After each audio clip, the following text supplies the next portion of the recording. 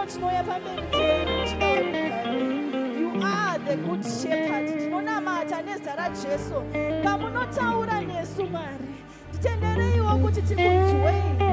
Vurai nzeve dzemunhu wemukati kuti agone kunzwa, nokuti munotaura mushoko renyu, kuti makwai angu anonzwa inzwi rangu. Baba, panotaura mamwe manzwi enyika, panotaura mamwe manzwi akaipa, nezita raJesu mangwanani ano ndiri kunamata kuti ngaasanzwika muupenyu hwedu, ngaashayiwe simba. Panouya wakaipa achiuya kuzoba, kuuraya nekuparadza, mangwanani ano tinonamata nezita raJesu.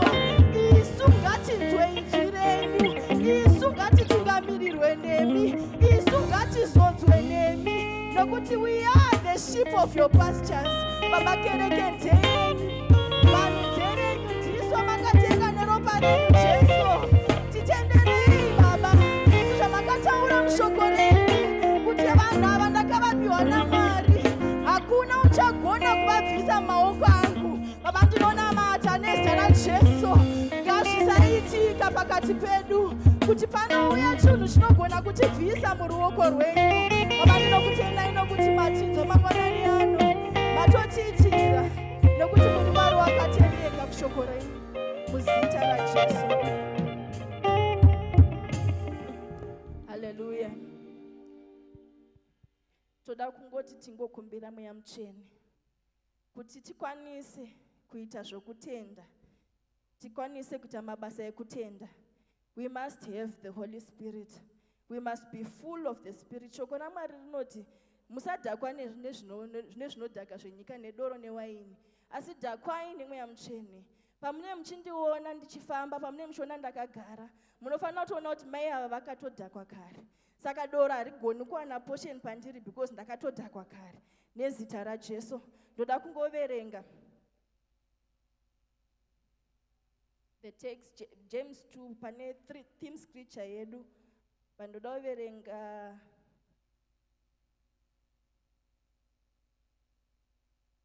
technology.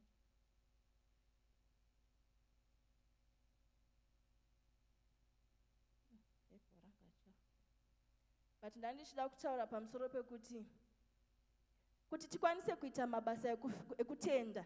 Shoko raMwari rinotaura kuti kutenda kusina mabasa kwakafa. Kwakafanana nemunhu anenge achingoti kana munhu akauya kaari akati ndiri kutonorwa otidziyirwa. Kutenda kusina mabasa kwakafa. Tinoziva kuti baba vedu Abraham, baba vekutenda, vakapupurirwa kuva righteous kwavo nokuda kwokuti vakatenda ndobva zvateverwa nemabasa. But kana usina Mweya Mutsvene anogona kutungamirira kuti uite mabasa acho akakwaniswa, hatizogoni kumaita. Ngatingonamatai mangwanani ano tingoti Mweya Mutsvene ndizadzeiwo ndigogona kuita mabasa amunoda ekutenda. Baba, muzita raJesu ndouya pamberi penyu Mweya Mutsvene. Baba, munotaura kuti wese achadana kwamuri muchamuponesa. Munotaura Baba kuti muchatumira Mweya munyangadza, mungatisii tiri toga, muchatitumira Mweya anouya kuzotidzidzisa. Baba, takaudzwa mushoko renyu, takaudzwa zvemugore rino nemuranda wenyu kuti tinofanira kuita mabasa ekutenda. Baba, ndiri kunamata nezita raJesu, nokuti kutenda kwedu kukasaperekedzwa nemabasa kwakafa. Kutenda kwedu kwakangova kutenda kwemashoko kwakafa. Asi ndiri kunamata mangwanani ano Baba, zadzai Mweya wenyu Mwari, nokuti makati Mweya wenyu uchatidzidzisa. Ngautidzidzise kuita mabasa akanaka, ngautidzidzise mabasa anofanira kuperekedza kutenda kwedu. Baba, ndiri kunamata mangwanani ano nezita raJesu, upenyu hwangu Baba ngauzare neevidence yeMweya Mutsvene. Ndiri kunamata Baba nezita raJesu, nyange pandinobuda nepandinopinda ndiri kunamata vanhu ngavapupure mabasa ekutenda nezita raJesu Kristu. Baba, ndinorambidza nezita raJesu mangwanani ano mweya welaziness ndiri kurambidza nezita raJesu. Madhimoni ese akasimuka pakataurwa shoko, anoda kuunza usimbe, anoda kuunza kusabata mabasa, nezita raJesu ndiri kumarambidza mangwanani ano nezita raJesu. You spirit of religiousness, nezita raJesu hauna simba. Ndiri kunamata nezita raJesu kuti kana pakaitwa kuti ndiite mabasa semuFarisi, ndiri kumarambidza mangwanani ano nezita raJesu. Ndinoda kuita mabasa anomira paanoteswa kupfutswa nemoto nezita raJesu Kristu. Mabasa anomira pachaedzewa nezita raJesu Kristu. Baba nditendereiwo Mwari, mukati mangu ngamushayiwe kunyengera nezita raJesu. Mabasa ese andinoita ngaawanikwa akandimirira nekorona kudenga nezita raJesu Kristu. Baba ndinokutendai neshoko renyu rinotaura kuti hatina kuponeswa nokuda kwamabasa, asi mabasa ngaararamise kutenda kwedu nezita raJesu Kristu. My third prayer point, toda kungodeclare Psalms 91.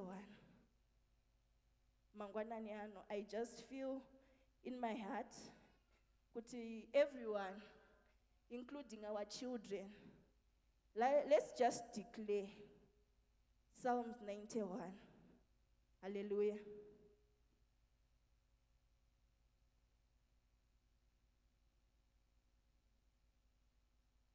I will read part of it. It says,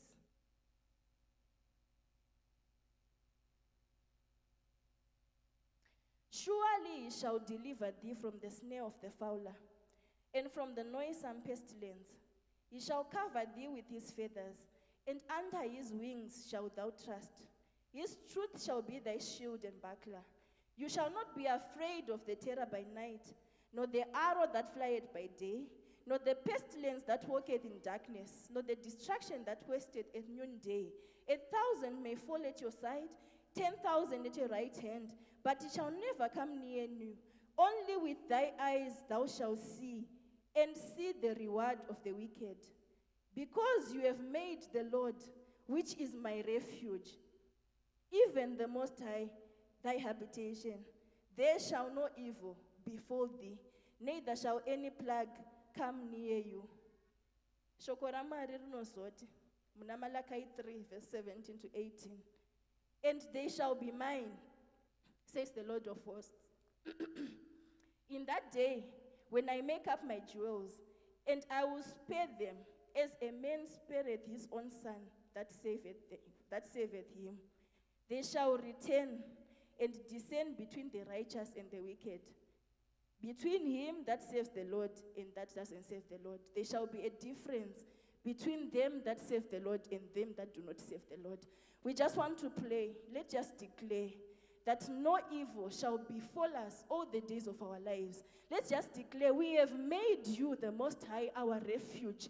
Therefore, we shall not fear the terror by night or any pestilence by day. Let's just pray this morning. Baba muzita ra Jesu. I thank you, Father, for your word. I thank you, my Father, for your servant David, who wrote this psalm, my Father, understanding that he who dwells in the secret place of the Most High shall abide under the shadow of the Almighty. I will say of you, O God, you are my refuge. You are my fortress. You are my God that I trust. Some trust in horses, some trust in chariots, but I shall trust in the name of the Lord. For the name of the Lord is a strong tower. The righteous we run to it and we are safe.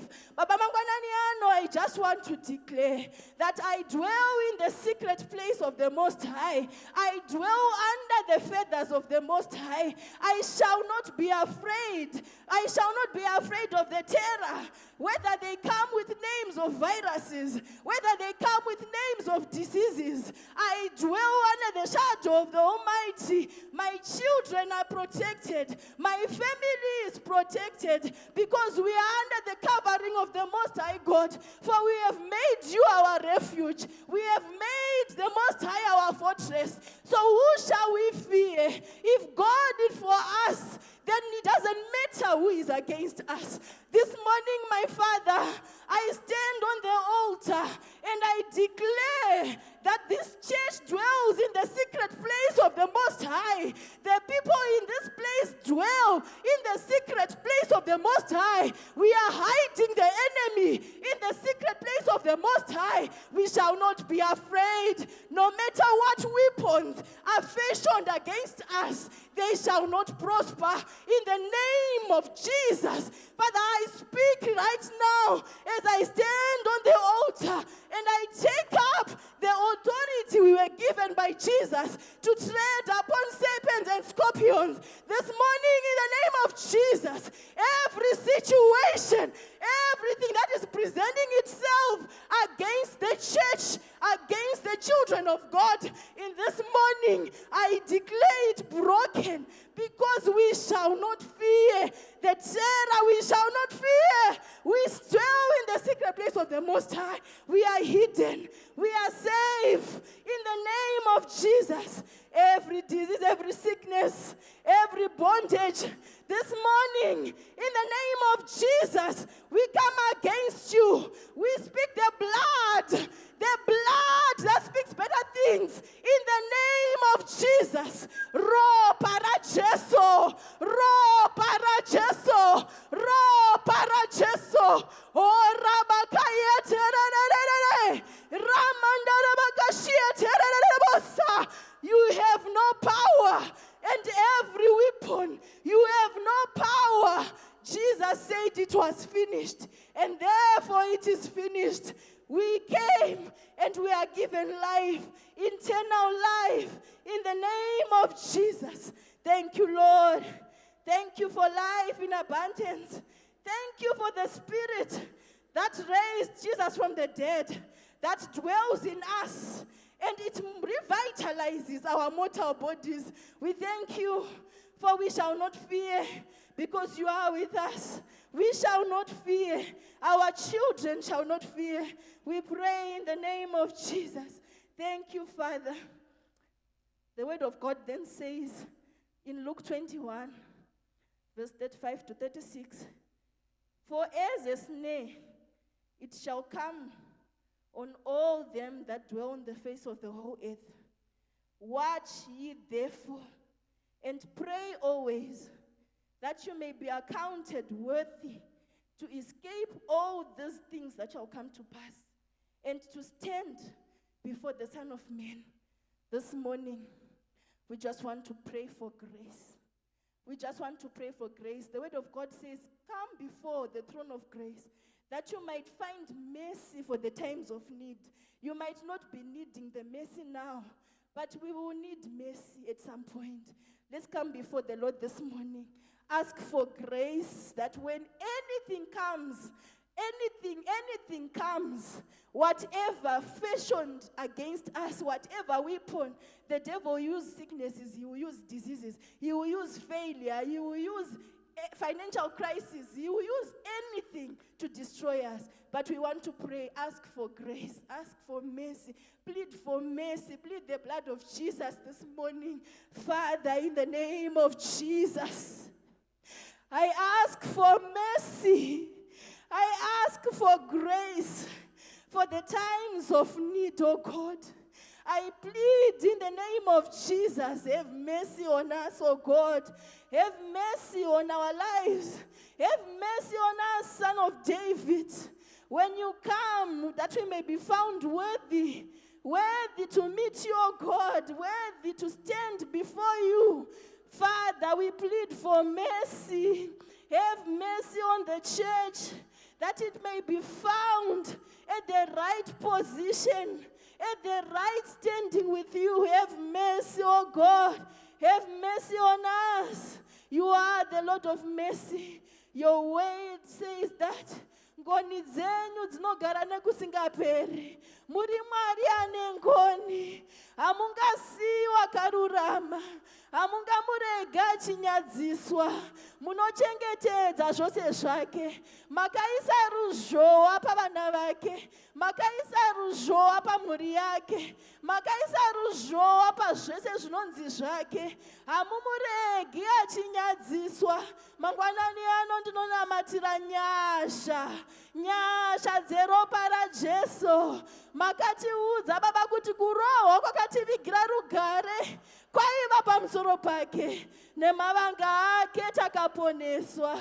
Baba, ndinonamatira rugare, rugare mukereke yenyu, rugare muvanhu venyu, rugare Baba ngaruzare. Vana vedu ngavatiunzire rugare. Ndinonamata nezita raJesu, pachasimuka mhepo kana mafungu, nokuda kuti nguva yekupedzisira. ndinonamata tinzwireiwo urombo tigone kusangana nemi Jesu panguva iyoyo yakafanira. Moyo yedu ngaiwanikwe iri munzvimbo yakakodzera. Mutiitewo mudziyo yakakodzera kubata basa renyu Mwari. Ndinonamata nezita raJesu. Shoko renyu rinoti tive vatsvene nokuti muri mutsvene. Titendereiwo Mwari nyasha dzokuva vatsvene nezita raJesu. Thank you, Lord. My second last prayer point.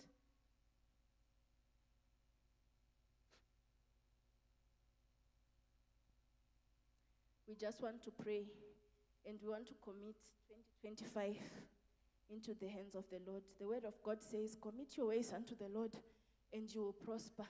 Let's just commit every program here per church. Let's just commit our lives. Let's just commit our children. Let's just commit 2025 to the Lord. Father, we thank you. You have given us this year. You have given us leaders. You have given us pastors, shepherds, who come from your heart, oh God. Father, I pray for this year. Whatever they said should go on, I pray that it be your own program, oh God. Baba patino sangana pese, sanganai oneso. Baba pamakembe edu Mwari, tinoda kuona Mwari. Pane zvose zvatichabata mugore rino, tinoda kukunzwai Mwari. Let this be a year with a difference. Let this be a year wekusumudzwa kwedu. Let this be a year, Baba, yokuti zvinhu zvinoshanduka. Ndiri kunamata, Baba, we are committing our year into your hands. Vana vachanyora maexam, vana vachaenda kuchikoro. Ndiri kukomita patichabuda nepatichapinda tichinda kumabasa. Ndiri kunamatira maoko edu Mwari ngaabate zvinhu zvepamusoro. Ndiri kunamatira nzeve dzedu Mwari ngadzinzwe zvine musoro. Ndiri kunamata miromo yedu Mwari ngaitaure zvinoraramisa nokuti makataura kuti believe in me and out of your belly shall flow rivers of living waters. Baba, ndiri kunamata vanhu vepakereke ino, vatungamiriri vepakereke ino ngavabudise nzizi dzemvura mhenyu nezita raJesu. Ngadzidiridze kumabasa, ngadzidiridze kudzimba dzavo, ngadzidiridze kuvana vavo. Baba, ndiri kunamata gore rinosiyanisai vakarurama vanokutyai nevasingakuzivi. Ndiri kunamata pane mumwe achema arwadziwa ari kungoti zvinhu zvangu zviri kuramba zvakadaro. Gore rino munzweiwo Mwari, mumuratidze kuti muri Mwari anopindura nemoto. Mapedza mugoparadza maprofita aBhaari. Ndiri kunamata nezita raJesu. Gore rino tarizodza nyasha. Mugore rino tichazara negood news. Mugore rino tichazara nekupona. Vanhu vachauya kukuzivai kwechokwadi. Vanhu vachauya kuzonamata nesu vazhinji. Vazhinji vachakunzwai vagotendeuka pazvivi zvavo. Mugore rino Mwari muchatishandisa patinoita mabasa ekutenda. Ndiri kunamata kereke ino ichazara. Ndiri kunamata vanhu vachakunzwai. People who have a personal experience with you in their homes, wherever they are, oh God, we shall hear you. You shall visit us mightily. Baba, patei tiri kudzimba dzedu. Ngirozi dzichatikomberedza. Makataura mushoko renyu kuti vanhu venyu vanokomberedzwa nengirozi. You said you shall not let us to fall. Nokuti munenge makatikomberedza, you shall send your angels to keep charge over us. Baba, ndiri kunamata gore rino ngazvionekwe kuti tinotungamirirwa nemweya. Tsoka dzedu ngadzirongwe nemi. Musatitendedza kusvika patisingafaniri. Titenderei Baba kuenda pane mabreakthrough yedu. Musatitendedza kutaura zvichatikanganisa, asi titenderei Mwari kuti nzizi menyu, mvura menyu ngaierere nezita raJesu. We just want to commit the service. Kumbira Mwari, kumbira Mwari tisaunganira pasina. Kumbira Mwari shanduko muupenyu hwako. Kumbira Mwari vazodze shoko. Shoko ravo rinoti wakatuma shoko rikavaporesa. Healings should happen. Richiri kuparidzwa.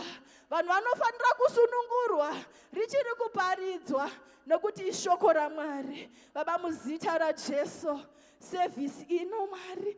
Taimisikidza kwamuri. Makati tisarega kuungana sezvakaita vamwe panguva iyoyo. Baba taungana. Tateerera shoko renyu. Ndiri kunamata. Zvatapinda muno mweya wenyu ngauzare. Zvatapinda muno ngirozi dzinoshumira nevashumiri ngadzizare. Dzinotiperekedza kuva nekumabasa ngadzimire panzvimbo. Ndiri kunamata your manifest presence in this place.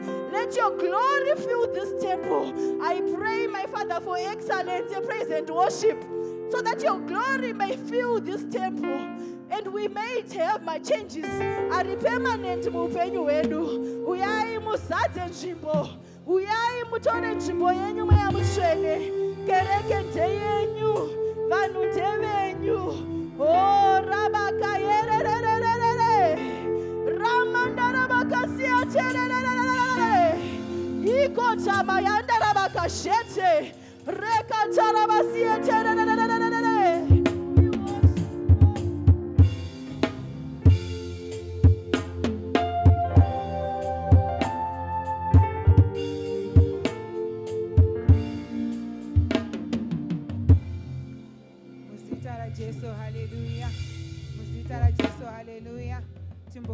Sana mangwana na nasi muzita ra Jesu haleluya.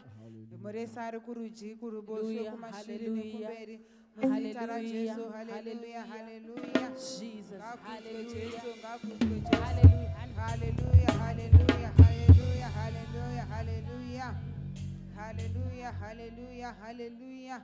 Timbomoresana ngakuzwe Jesu haleluya haleluya haleluya haleluya haleluya haleluya.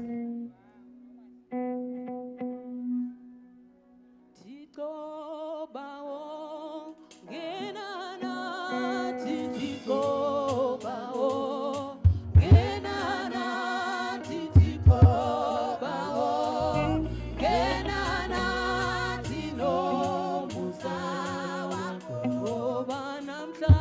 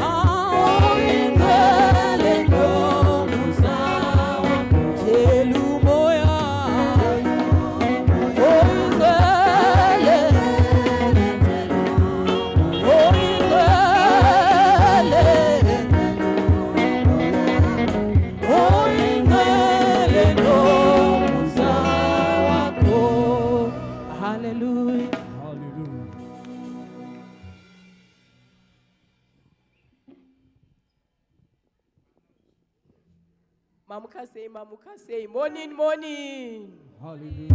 Hallelujah. Hallelujah. Vanhu vasiri kufana kudai, vanhu vapedza fasting kudai, so fana iwo tione masmile. Hallelujah.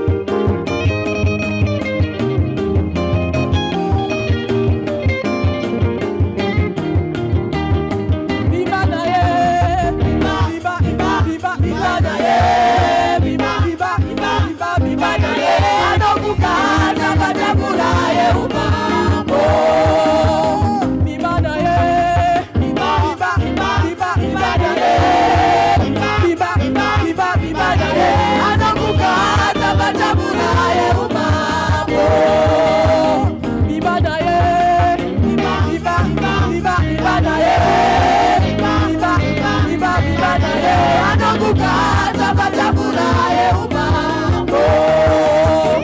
Imba naye, imba naye, imba naye, anokugata patafura yeumambo. Hallelujah. Your love is kind. Your love is patient. You fill my heart with so much peace and joy. You're amazing. You make my life feel brand new. Jesus, you're amazing. You make my life feel brand new. Jesus, you love me too much. Oh, too much, oh, excess love. Ah, Jesus, you love me too much. Oh, too much, oh, excess love. Jesus, you love me too much. Oh, too much, oh, excess love. You died for me too much. Oh, too much, oh, excess love. Your love is kind. Your love is patient. You fill my heart with so much peace and joy. Jesus, you're amazing. You fill my heart feel brand new. Oh, you're amazing. You make my heart feel brand new. Jesus, you love me too much. Oh, too much, oh, excess love. Ah, Jesus, you love me too much. Oh, too much, oh, excess love. Jesus, you love me too much. Oh, too much, oh, excess love. Jesus, you love me too much. Oh, too much, oh, excess love. Too much, oh, too much, oh, too much, oh, excess love. Too much, too much, too much, too much, oh, too much, oh, too much, oh, excess love. Oh, too much, too much, too much, oh, excess love. Oh, too much, too much, too much, oh, excess love. Oh, Jesus, you love me too much. Oh, too much, oh, excess love. Ah, Jesus, you love me too much. Oh, too much, oh, excess love. Wari muno chete, hallelujah. Jiani wandibata, simbarangura Buddha. Oh, Jiani wandibata, simbarangura Buddha. Oh, Jiani wandibata, simbarangura Buddha. Oh, bado wagita kutenda, simbarangura Buddha. Oh, bado wagita kutenda, simbarangura Buddha. Simata, simata, simata.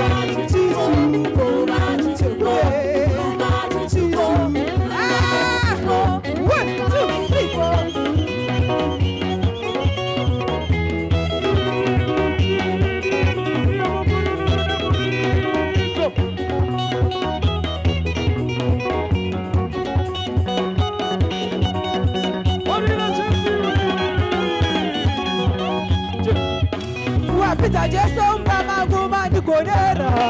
Mapinza Jesu mama kumandikonera. Oh mapinza Jesu mama kumandikonera. Mapinza Jesu mama kumandikonera. Oh mapinza Jesu mama kumandikonera. Mapinza Jesu mama kumandikonera. Wabatamsana ugotenerera. Wabatamsana ugotenerera. Wabatamsana ugotenerera. Wabatamsana ugotenerera. Batari patusene woyo. Batari patusene woyo. Batari patusene woyo. Tamira mwaniwe. Tamira mwaniwe. Tamira mwaniwe. Tamira mwaniwe. Tamira mwaniwe. Tamira mwaniwe. Tamira mwaniwe. Tamira mwaniwe. Tamira mwaniwe. Tamira mwaniwe. Tamira mwaniwe. Tamira mwaniwe. Rowa mawako. Rowa mawako titwe. Rowa mawako. Rowa mawako titwe. Rowa mawako. Rowa mawako titwe. Rowa mawako. Rowa mawako titwe. Rowa mawako. Rowa mawako titwe. Ritamurizo. Ritamurizo. Ritamurizo. Ritamururu. Ritamururu. Ritamururu.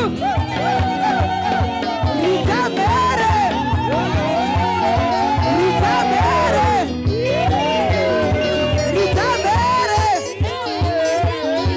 Ritisa. Jaba jaba munenga. Jaba tuane. Jaba jaba munenga. Jaba tuane. Jaba jaba munenga. Jaba tuane. Jaba jaba munenga. Jaba tuane. Bisa batine heti. Bisa ubate. Bisa batine heti.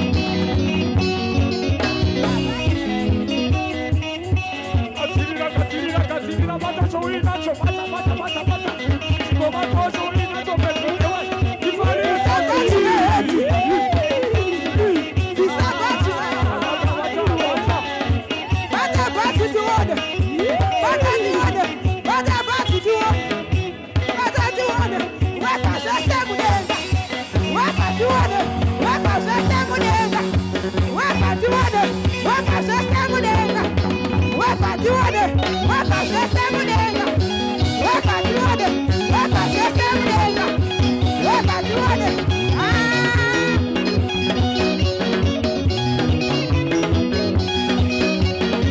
Bata foni tuone. Bata tuone. Bata foni yako. Bata tuone. Budisa foni yako. Budisa tuone. Batita touch. Batita tuone. Batita touch. Batita tuone. Batita touch. Ah. Bata foni tuone. Bata tuone. Bata foni yako. Bata tuone. Simu za foni munenga.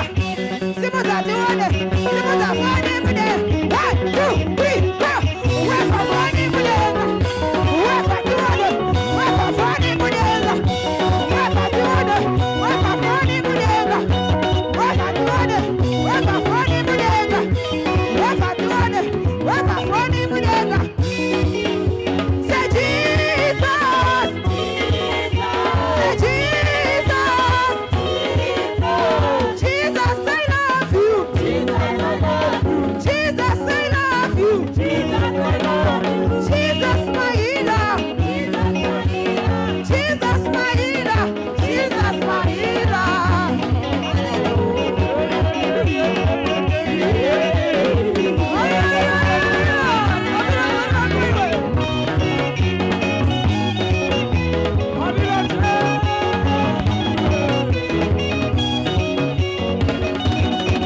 Hallelujah, hallelujah.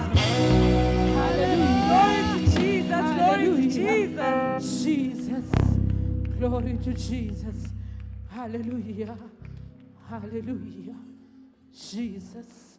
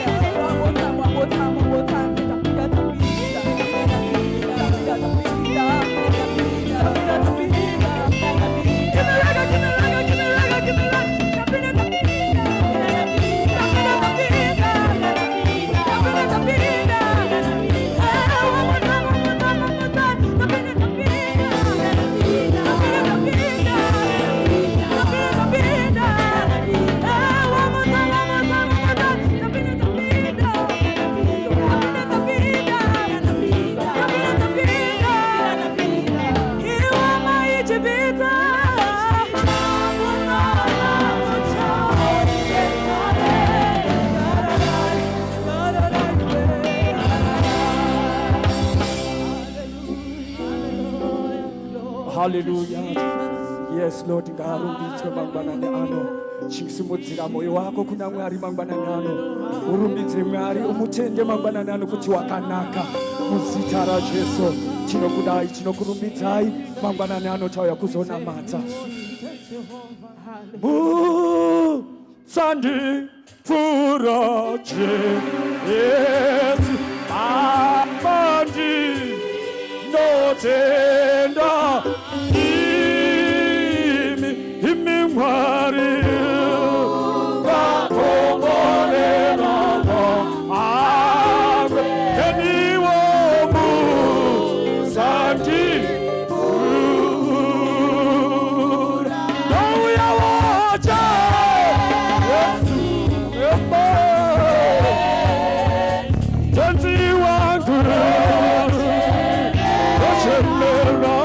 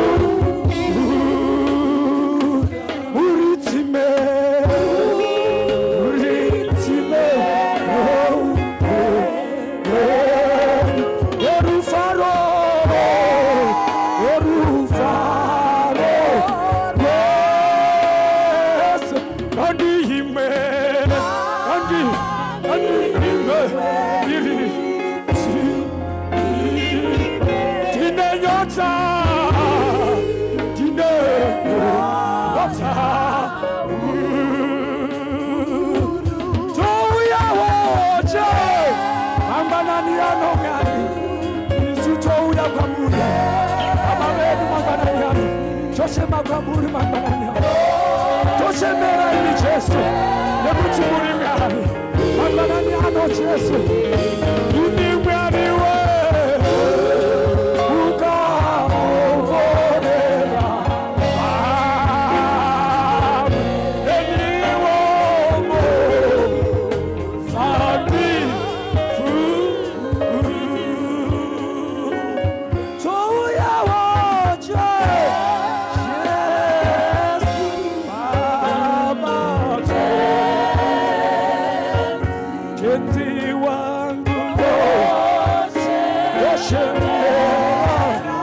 kuna Mwari wako mangwanani ano uti Mwari musandipfuura Mwari kukomborera vamwe mangwanani ano uti Mwari regai kundipfuura ndiri kushumirwa mangwanani ano uti Mwari regai kundipfuura Baba vedu vari kudenga Baba vedu tinonamatsa tauya mangwanani ano Mwari tauya pachigaro chenyasha tinokuremekedzai uye tinokukudzai mangwanani ano Mwari mangwanani ano Jesu tinokukudzai pamberi pechigaro chenyu tinokuremekedzai Mwari wamasimba ose auya mangwanani ano petiri kuti Mwari regaiwo kutipfuura mangwanani ano nehondo dzotinadzo asi mangwanani ano regaiwo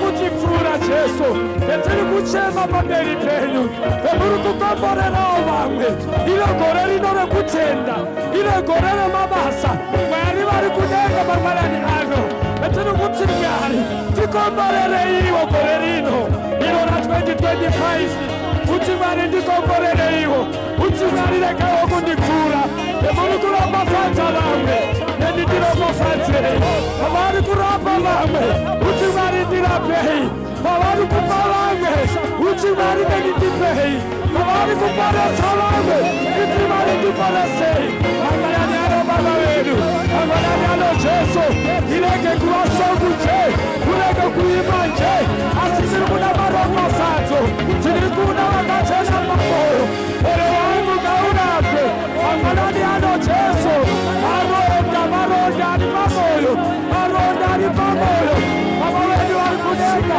kuimbi wati moyo wangu ngaurape mangwanani ano Baba vedu we lift your name higher rumbidza Mwari wako namata Mwari wako uti Mwari regai kundipfuura namata kuna Mwari mangwanani ano zviomesei zvirwadzesei uti musandipfuura mangwanani ano tendera Mwari rumbidza Mwari wako mangwanani ano uti zviomesei uti zvirwadzesei ndiri kuzorumbidza Mwari ndiri kuzonamata Mwari moyo wako ngaurape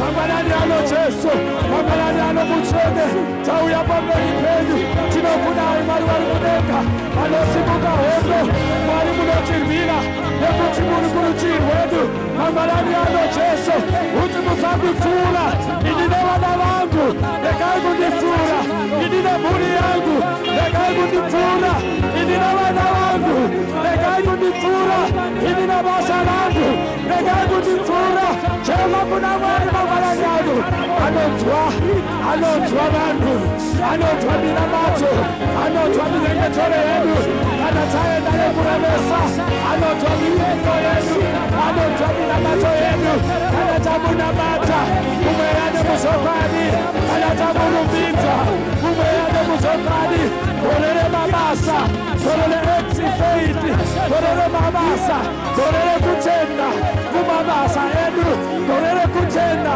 mumabasa edu mangwanani ano Jesu mangwanani ano Mweya Mutsvene mangwanani ano Jehovha shumirai Mwari pakati pedu tiri vadiki kwazvo pazvinhu zvenyu Mwari tiri vadiki pashoko renyu asi Mwari mukavapo Mwari munomira nesu mangwanani ano taitiwanepi nyasha dzekuti vana vaMwari taitotiwanepi nyasha dzekuti timire pano asi nenyaya yeropa ropa rakarera ropa rakarema muchinjikwa. Tenda Mwari, tenda Mwari. Kuti Mwari makandigonesa. Pa 12 days makandirwira. Pa 19 days tekutanga mukandirwira. Tenda Mwari mangwanani ano. Tenda Mwari, tenda Mwari. Tenda Mwari, tenda Mwari. Tenda Mwari nemhuri yako. Tenda Mwari, tenda Mwari. Kuti pa 19 days Mwari makandirwira. Kuti pa 12 days tekutanga Mwari makandirwira. Kuti pa 19 days tekutanga Sagalaiwoneni Jesu. Kuti pa 19 days musandipfuura. Pa 12 days kuti Mwari musandipfuura. Chandakatanga pamberi penyu nekuti Bhaibheri shoko raMwari roti Jeruzalemu hazvibvi chete asi nekutanya uye nekunyengetera kuzhinji. Mwari rangarirai patakatanya. Rangarirai 12 days dzedu. Rangarirai 19 days dzedu. Iti Mwari usandipfuura. Uti Mwari usandipfuura namwanani ano. Uti Mwari pa 19 days dzangu. Uti Mwari rangarirai pa 12 days dzangu. Mangwanani ano tinokutendai. Ngarumbidzwe Mwari uyu nekuti wakanaka. Ngoni dzake dzinogara nekufunga pfenyu. We worship you, Father. We worship you, mangwanani ano. Kana matwe Jesu nekuti wakanaka. Maita enyu mangwanani ano. Mangwanani ano Jesu. Rumbidza Mwari. Tenda Mwari mangwanani ano. Chiboti pa 19 days tandatsanya Mwari. Ndirangarirei. Uti pa 12 days Mwari dzandakatsanya. Titendereiwo mangwanani ano. Kuti musandondipfuura je. Uti Mwari ndirangarirei. Mwari anorumba. Mwari anotwamina matso. We worship you, Father. Kana Mwari. Rumbidza Mwari mangwanani ano. Une mukana wokurumbidza Mwari mangwanani ano. Panguva pfupi Mwari. Pa 3 hours tiri pano. Ngatirumbidze Mwari wedu uyu. Ngatimunamate Jesu uyu. Ngatimusimudzire zita rake. Mangwanani ano tinokutenda. We worship you. I worship you, Father. Tinokudai mangwanani ano. Inine vana vangu. Inine mhuri yangu. Inine kereke vangu. Tinokudai mangwanani ano. Zita renyu ngarisimudzirwe. Ngaripiwe mbiri. We worship you.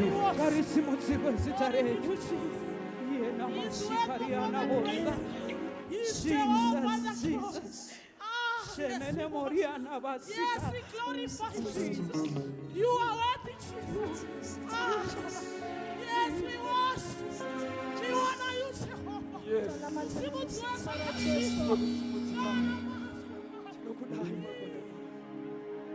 worship you. Exalt you, Father.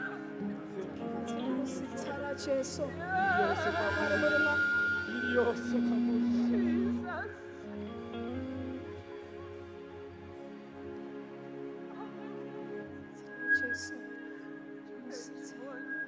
We are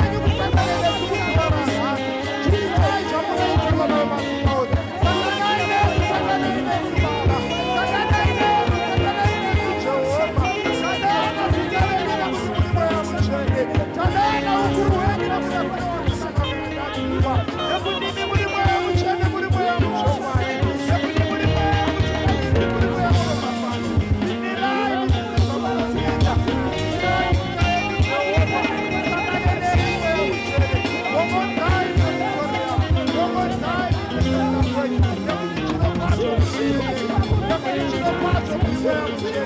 Take over, take over, take all the glory, take all the glory.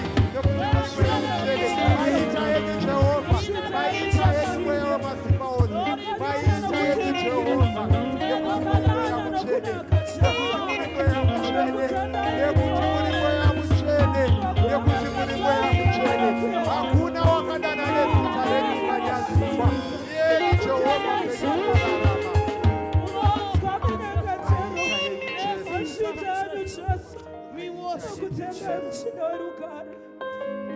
Maita yenyu Jesu, maita yenyu Jesu.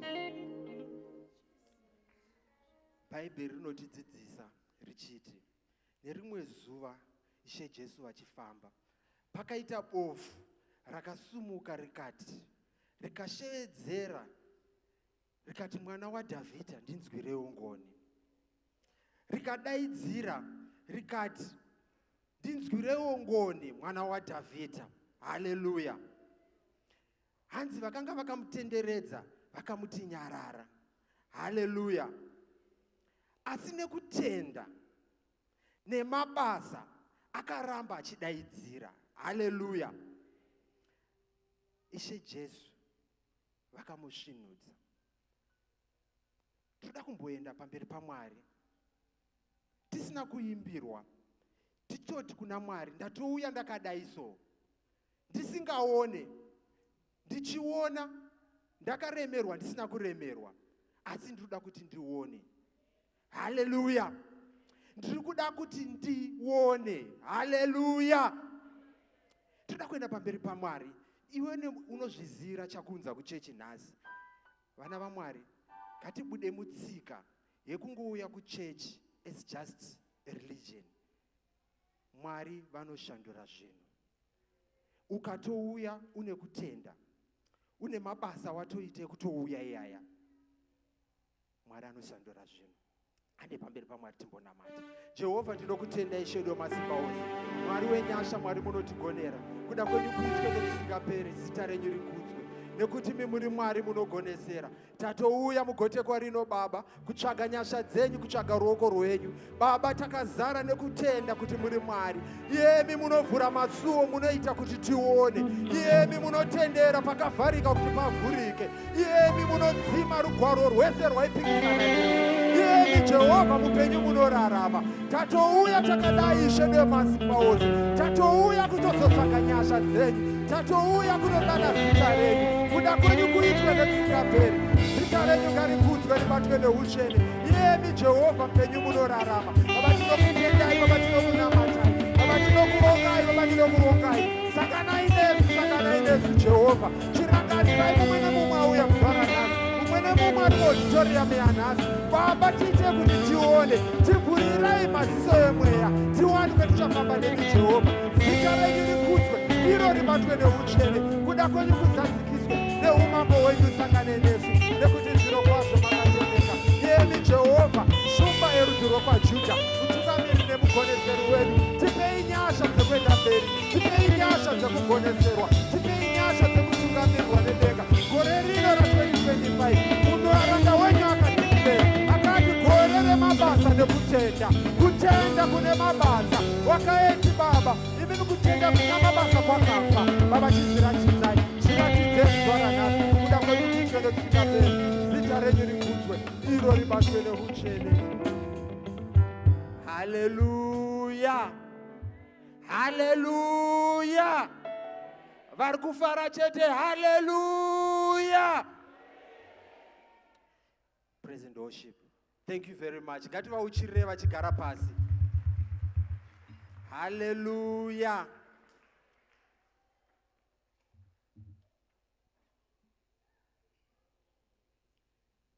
Good morning, church. Good morning, church.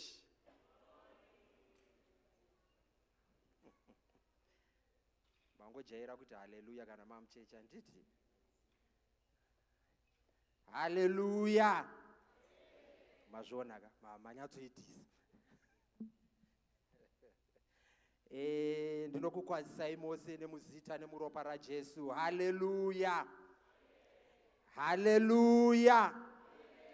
da kuti titore uno mukana yanguva yekukwazisana. Pane iye atitendera kuti tive muzuva ranhasi, iwe neni uchida, dzimwe nguva usingade, asi iye atigonesa, atiunza muno mugoteko, atiunza pane ino nzvimbo kuti tigowana rimwe zuva rekutsvaga nyasha.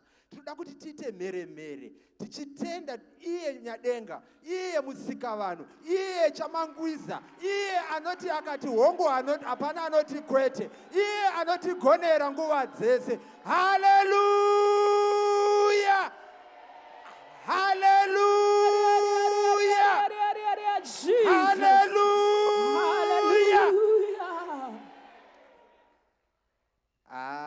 Anotida Mwari uyu. Haleluya! Haana kuperera pangotida pangotisiya takadaro. NdiMwari anoita mabasa. Haleluya! Anobva ati ndakupai vafudzi, handikusiyei muri mega. Ndichakupai vafudzi vanoenderana nenguva yenyu. Haleluya! Kereke yaJesu takaitirwa zvakanaka. Tine vafudzi mumba. Tine vafudzi vanotichengeta nguva zhinji, vanotidzoreredza patinenge taremerwa, vanoenda nesu kwese kunenge kwakanaka nekwakaipa. Kereke, ndibatsirei kugashira baba namama, mufundisi wedu Jiriji namama. Haleluya! Haleluya! Haleluya! Mufundisi namama, kereke inokudai. Ndofunga munongozvinzwa mega. Hanzi nemabasa. Vamwe vacho vatouya so vakagadzirira. Vari kuda kungonzwa kuti zvamapakurirwa naMwari.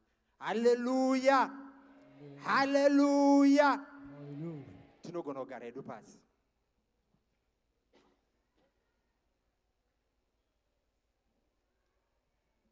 Sunday school, are you there? I can't hear you, Sunday school, are you there? One more time, are you there?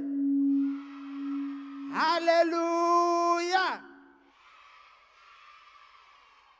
Vakatendeka vanava. Hallelujah! You may go to your classes. Thank you very much, teachers. Thank you very much. We acknowledge you as well, teachers. Hallelujah. Toda kutora muno mukana zvakare kugachira bhodhi repano. Hallelujah. Bhodhi rana baba inzwai kugamuchirwa nemuzita nemuropa raJesu. Hallelujah. Hallelujah. Tine men's fellowship leadership. Vana baba inzwai kugamuchirwa nemuzita nemuropa raJesu. Hallelujah. Tine ladies fellowship board inzwai kugamuchirwa zvakare nemuzita nemuropa raJesu. Hallelujah. Vana baba, vana mama, inzwai kugamuchirwa nemuzita nemuropa raJesu. Hallelujah. Wese anongonzi leader, whichever department rauri, ungave uri kudheko, ungave uri kuyouth, ungave uri kupraise, inzwa kugamuchirwa nemuzita nemuropa raJesu. Hallelujah. Teenagers, are you there? Ingoti kwanyanu. Kwanyanu means may you just stand up. With speed and rapidity. How are you guys? I can't hear you. How are you guys? How are you guys? I welcome you in the house of the Lord. Enjoy it. Thank you. Youth warrior! Youth warrior! Youth warrior! Vainamata marimwe zuro woye! Vakawandirwa nyasha woye! Vakutenda kumuchato woye! Vari kudzinga mapenzi woye! Mamusiko. Hallelujah. Inzwai kugamuchirwa timu rangu nemuzita nemuropa raJesu.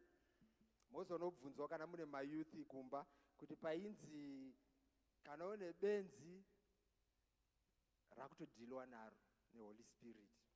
Kana bora ngoma Holy Spirit futi. Hallelujah.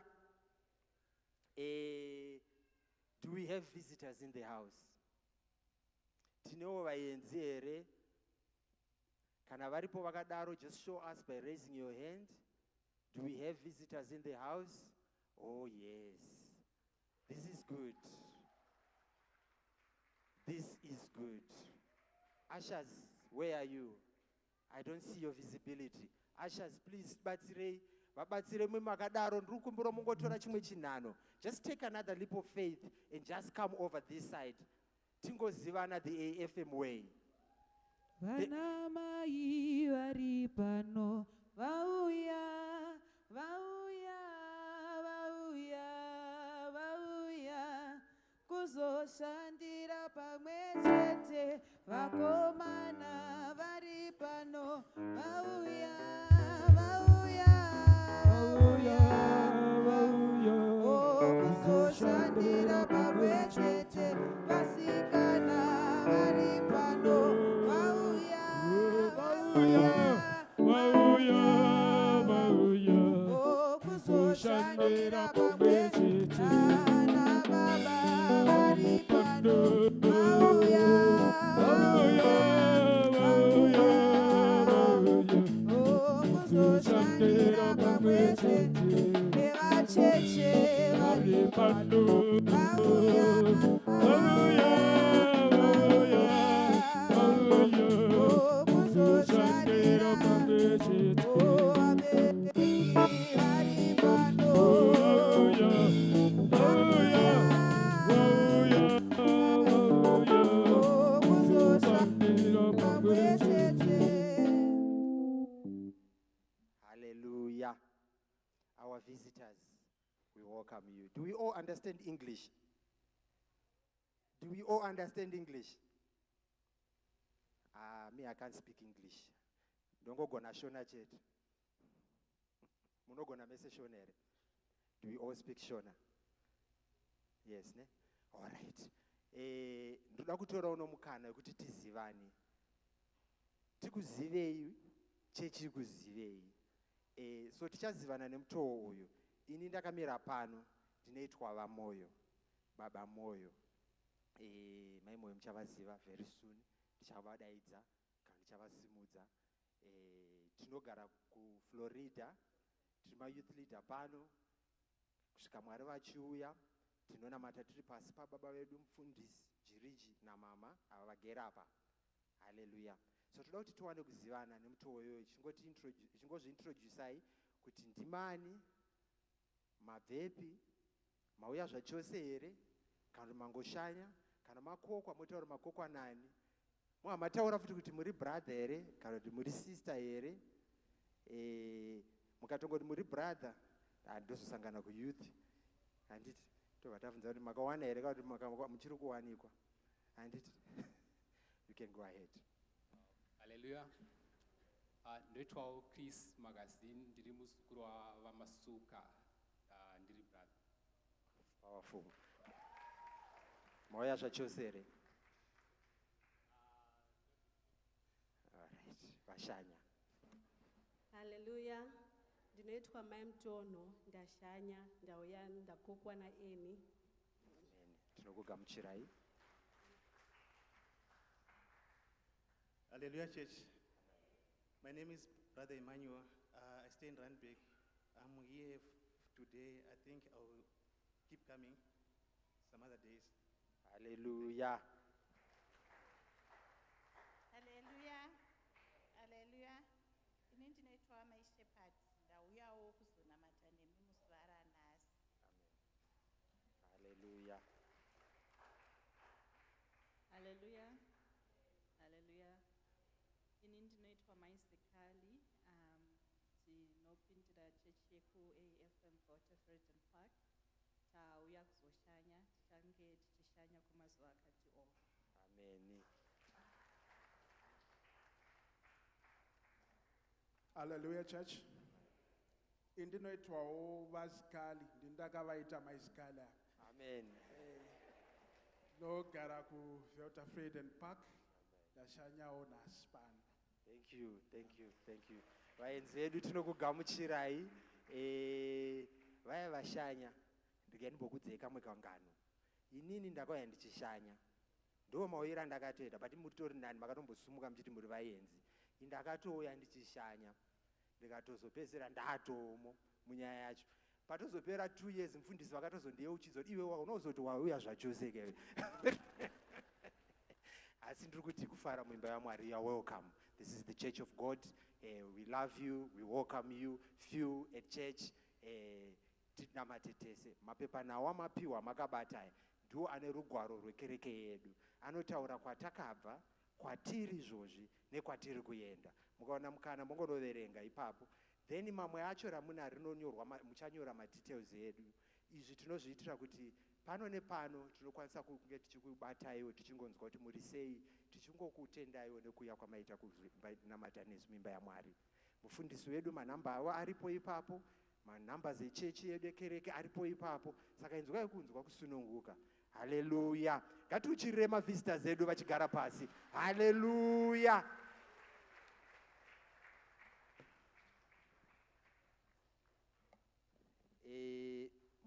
Panguva ino ndoda kuisira kuna secretary wedu tichivauchirira vachiuya.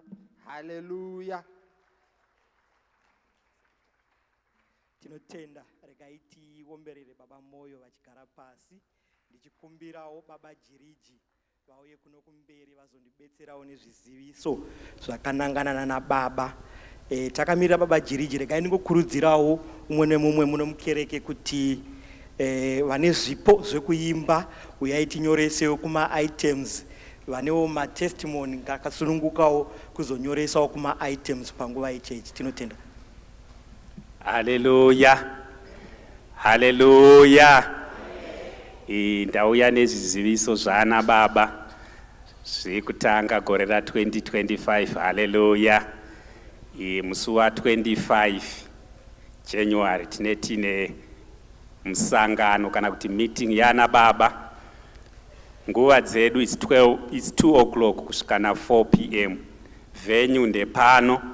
Chikonzero chatiri kusanganirana ndechekuti tose sana baba tiungane, tive nedare rana baba, tigoronga maprograms ezvose zvatingada kuita mugore ra 2025. Haleluya. Saka vana baba vese ndiri kukurudzirai kuti tinge tiri pano tigoronga zvatoda kuita musi wagore ra 2025. Haleluya. Zvekare tine nguva yokuronga zvatoda kuita pamwe chete nokunamata. Kunyangwe vashanya tinokukokai zvakare, uyai tiri pano musi wa 25 nguva 2 p.m. kusvika na 4 dzemanheru tizogoronga zvana baba zvatida kuita zvese zvegore rino. Usazosarire ugoti zvauriwe ugoti ndiwo wakaronga, isi tati ngatirongei tese. Haleluya. Uyai tigoronga tose. Chechipiri tine musangano wekutanga wana baba, kembi yana baba inenge iriko musi wa 21 February kusvika musi wa 23 February. Zvizere tichazokuzivisai nekufamba kwenguva, asi chakakosha izvozvi madates 21 to 23. Saka ndiri kuti vana baba vose ngatigadzirirei tiinde kumusangano. Bomwe anoti tinogadzirira sei tisataziva kuti imari. Ini ndinofunga kuti mari haina kukosha, chinokosha kungoti tine zuva remusangano. Kana tikanzi petrol yakwira nechikonzero chokuti takatotenga motakari, whether yakwira kana yadzika tichangoitenga. Haleluya. Ini ndo zvandinovimba. Musangano handina mhosva kuti wazonzi chi, kana wangonzi musangano nekuti ndakatenda ndinoenda kumusangano. Vana baba vose uyai tigadzirire tiende kumusangano. Zvekare chekutanga uyai titange taronga tione kuti tinofamba sei. Mazvita enyu vana mama vana baba vasiri kuda kuenda kumusangano vadzingei vauye kumusangano kuchipatara chavo. Haleluya. Tinotenda regai tiomberere baba Jiriji vachigara pasi. Mangwanani ano regai nditangewo nechiziviso chabva kuna namama. Vanotizivisawo kuti vari kutengesawo ma-themed t-shirt akanzi action in faith, faith in action. Hanzi ari kuita 150 rand each. Kune vanoda kumaona ngationei CCNS kumashure uko. Tichangewo tine revival yedu yokutanga kwegore kubva musi wa 26 January kusvika musi wa 2 February. Inenge ichitungamirwawo nemadepartments. Musi weWednesday tichatanga neSunday school. mateenager otevera uri musi weThursday, Friday inotungamirwa nemayouth, Saturday inenge iri ladies board, Sunday yozovhagwa nana baba. Ndiri ipapo zvekare ndaziviswa nana mama kuti hanzi vana mama vese vanodawo kuparticipate kupraise and worship, preaching, deco, ushering, uye vanenge vane matestimony pazuva iri hanzi ngatinyoreseiwo kuleaders. Vana mama vanotizivisawo kuti hanzi china chedu chokutanga kwegore chichange chiriko musi wa8 February, hanzi chichaitirwa pano pachechi nenguva dza2 p.m. kusvika 4 p.m. hanzi saka vana mama vese ngatigadzirirei chiitiko ichi. Our media and marketing team vanongoramba vachitikurudzirawo hanzi handei pamasocial media platform tinoita like and share zvavanoposta ipapo, vanowanikwawo paFacebook, vanowanikwawo paInstagram, uye vanowanikwawo paYouTube nepaTikTok. Chiziviso chedu chinotevera kune vese vanoda kuona mufundisi musi wechipiri kubva kunguva dza9 a.m. kusvika 3 p.m. takasunungukawo kuita maappointments, nhamba dzokuita maappointments. Regai ndikumbire vakuru kumedia desk vedu nhamba dzokuita maappointments vanoda kuona mufundisi ndo dzakaiswa pamadziro apo. Chinokwanisa kushandisa iyo nhamba yamufundisi 0 iyi yakaiswa iri pamusoro, uye tine church number yedu yakanzi church office yachinokwanisa kuita maappointment okuona mufundisi. Regai ndikumbire kuvaenzi vese vauya kuno kumberi kuti panopera service yedu ndinokumbirayo kukuonaiwo pakona apo pakanzi connecting lounge ndakamira mutsoka dzasecretary.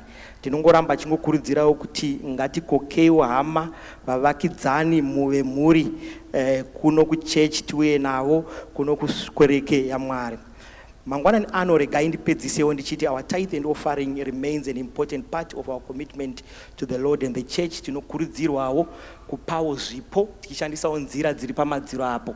Takasunungukawo kuita maEFT nokuitawo maATM deposit. Kumashure uku tichavawo swiping machine yedu yatinokwanisawo kushandisa kana kuuya nezvipo nezvegumi zvedu panguva yeoffering.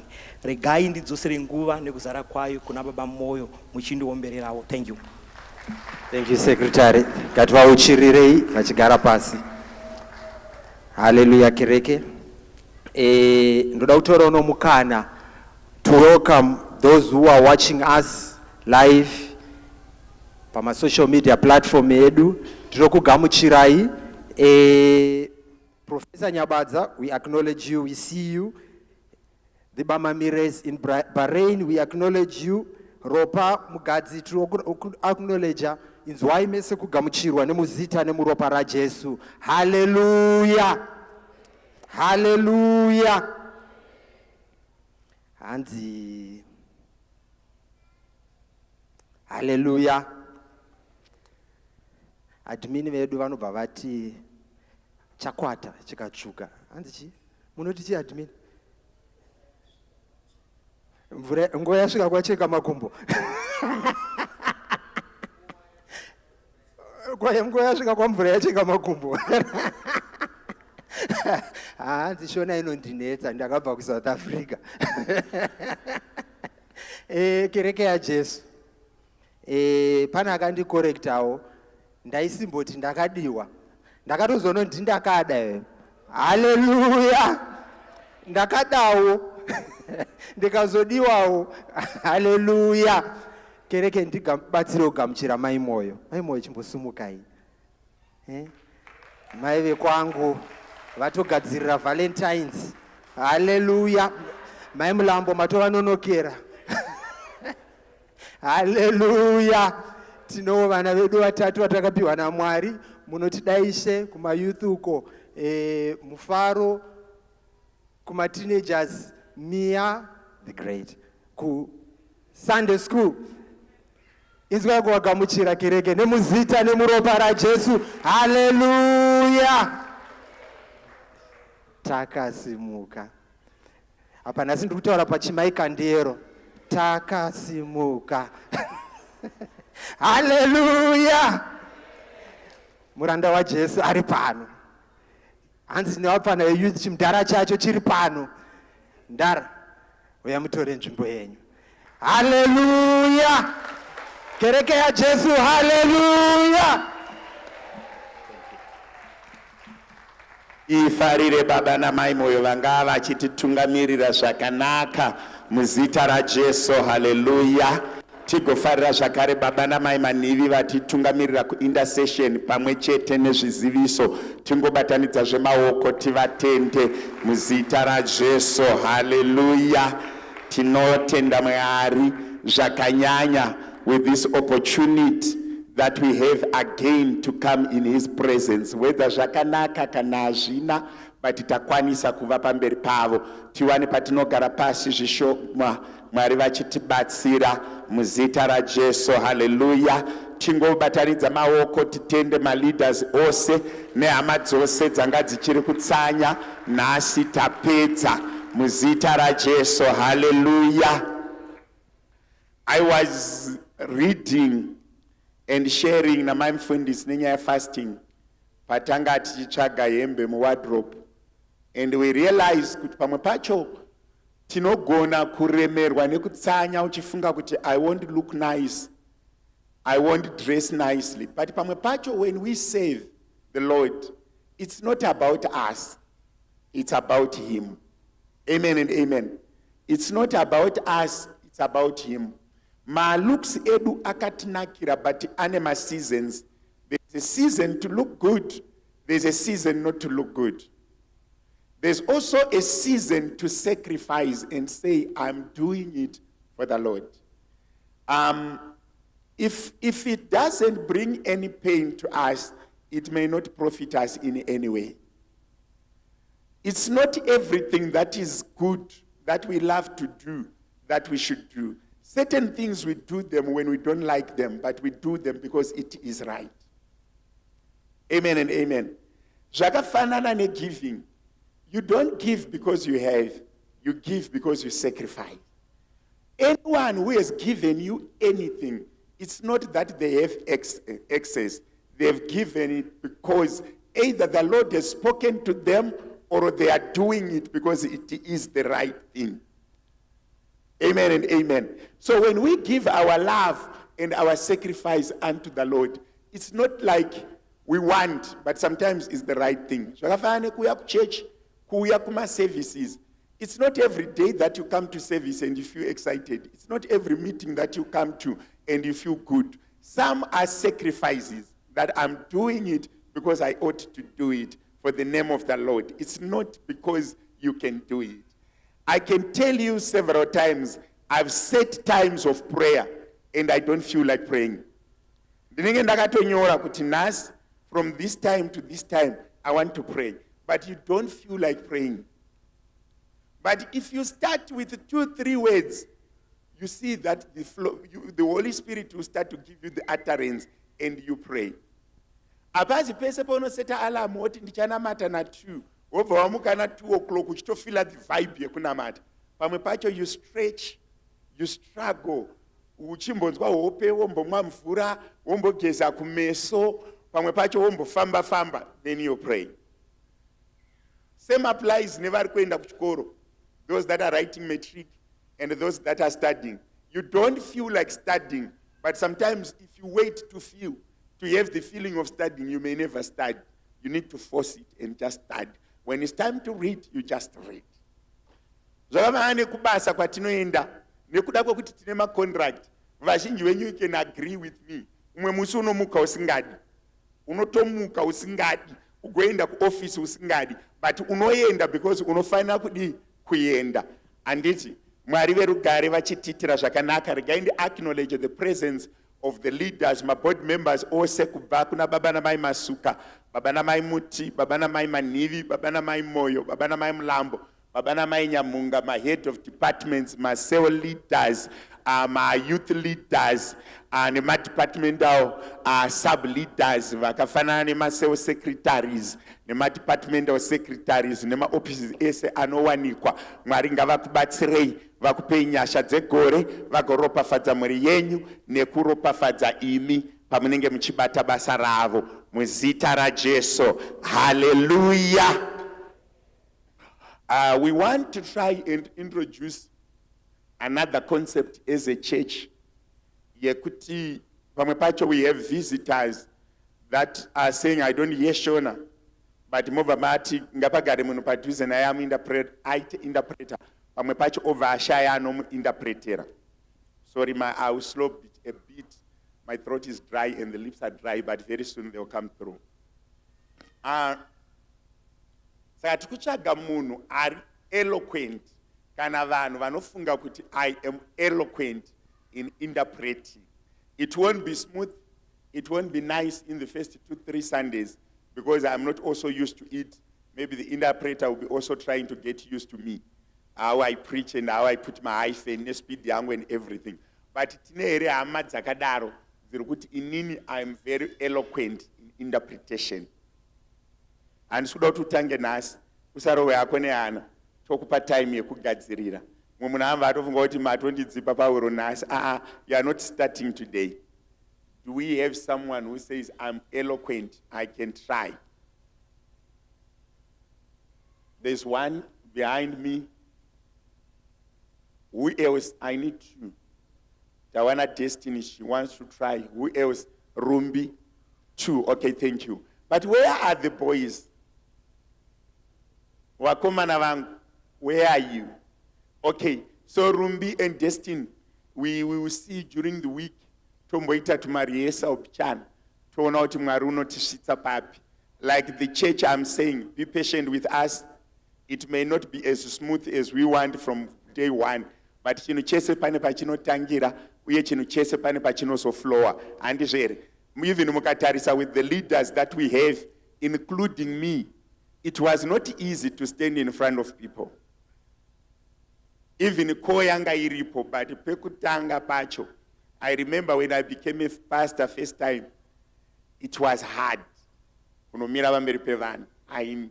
I needed that young lady to encourage me, and I would ask every day, Zvaita here? Zvabuda here? You say, aiwa pakati hazvina kubuda. Paya mazoskrima, mukatanga muchiskrima, pamama pedza iryira rashoshoma. Try kuita pichana mike yanga ichikubatsira idama musingavhurise mukano. Une uchibatsirwa pichana uchibatsirwa kusvika wasvika paunodi paunosvika. Saka pavari kuuya ndiri kukumbira church to be patient. Ndiri kukumbira church tisati kuti hazvisizvo. Ngatitorei time to learn. We all learn. Amen and amen. You can see kuti we all learn and tine kwatakatangira uye tine kwatiri kudini kwatiri kuenda. Just like driving. I remember when I started driving, it was very difficult. Ndaiti ndikatumwa muJoburg, ndainetseka nekurara. Tumwa muJoburg muCBD, enda pakati ubva unodai, ufunge parking, ufunge kuwanda kwemota. Pamwe taimbomirira kuti pikawa ipere patakauya muSouth Africa. Waimirira kuti pikawa ipere, usanyanya kukremba gumbo pa-clash. Those are some of the things that happens when you are learning. Anditika, kune madriver ese munobvumirana neni pawakatanga kudriver pane mazuva dzimwe road dzawaiavoida kuti ujairire. Saka patiri kutanga every new thing, it also gives us an opportunity to learn. Mwari vachitibatsira mukana wekudzidza. Amen and amen. Nechikonzero chekuti tanga takatsanya kwenguva yakareba. The next 2 Mondays hakuna fasting.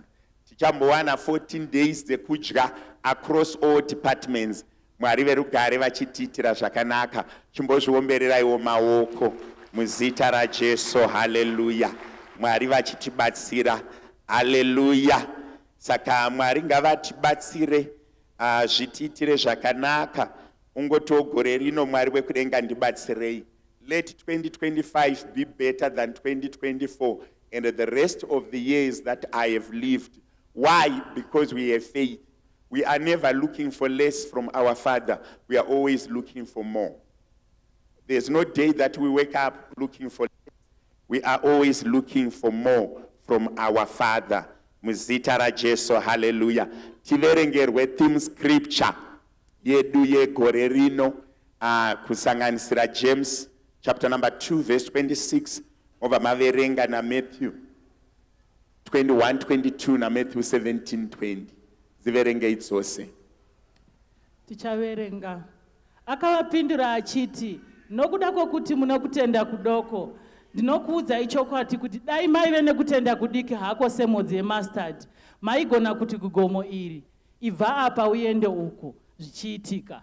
Hapana chamunozokundikana kuita.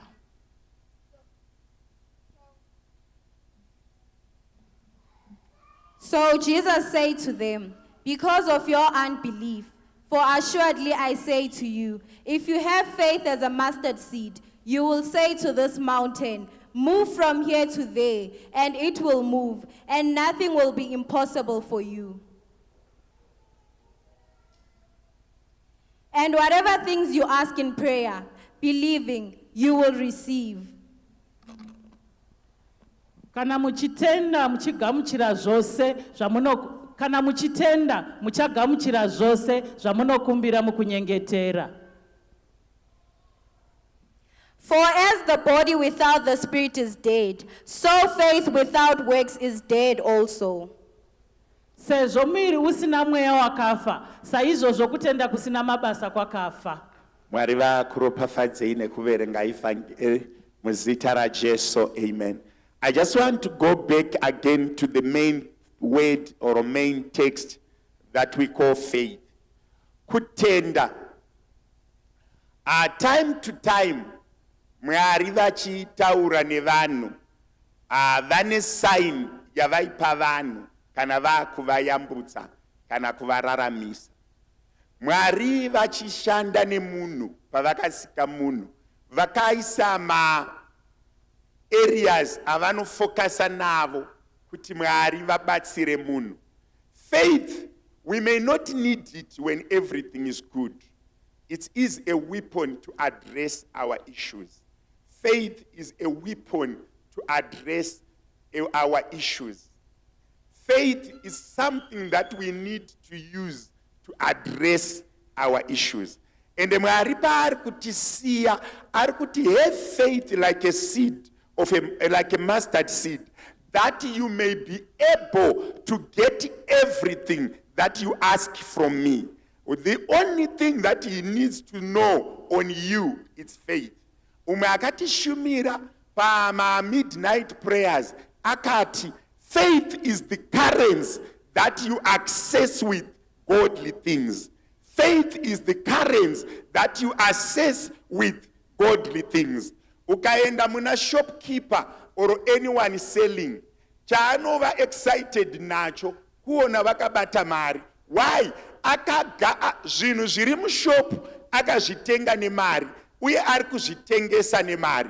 Zvakafanana naJesu pavari kuuya pamunhu yavakafira pamuchinjikwa kutenda. Saka kana vakuuya pamunhu kuti vashande naye, vanofana kuona paine kutenda, nekuti yavakatoendera pamuchinjikwa kutenda, kuti kana ndafa pamuchinjikwa inini ndakusiya vanhu vanotenda mandiri. Saka kana Jesu vaakudzoka panyika, kana Jesu vaakuitira munhu zvakanaka, vanoda kuona kutenda. Ukaverenga kuna Hebrews chapter 11 verse 6, inobva yati hazvigoni kufadza Mwari kana pasina kutenda. Kureva kuti Jesu anofadzwa neyaakafira pamuchinjikwa. Jesus is excited of what he died on the cross, and that is for people to believe in the Lord. So when he finds faith, it's very easy to connect with the Lord.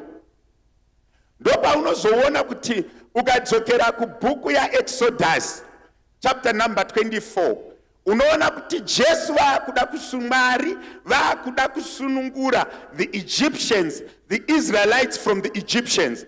Anotva auya naMoses oti zorai ropa pamagoni enyu, kuti kana mutumwa akuuya kuzouraya mafirstborn haazi kuzouraya pakazorwa ropa. Kureva kuti there was a sign that an angel wanted to spare the Israelites. Nesuwo pageneration yatiri kurarama, kuti tirarame mairi, tidarike zvinoremera generation inoyi, tinofana kunge tiine kutenda, which is our conduct pained naMwari.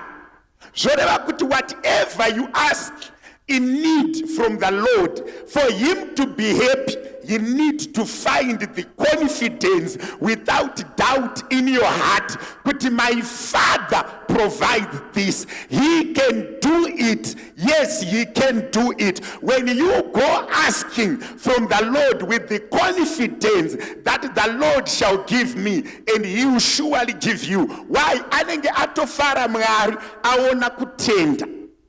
If you read the scriptures, each and every scripture that you read, and you want to see when God was doing things, he was doing things to those that had trusted him.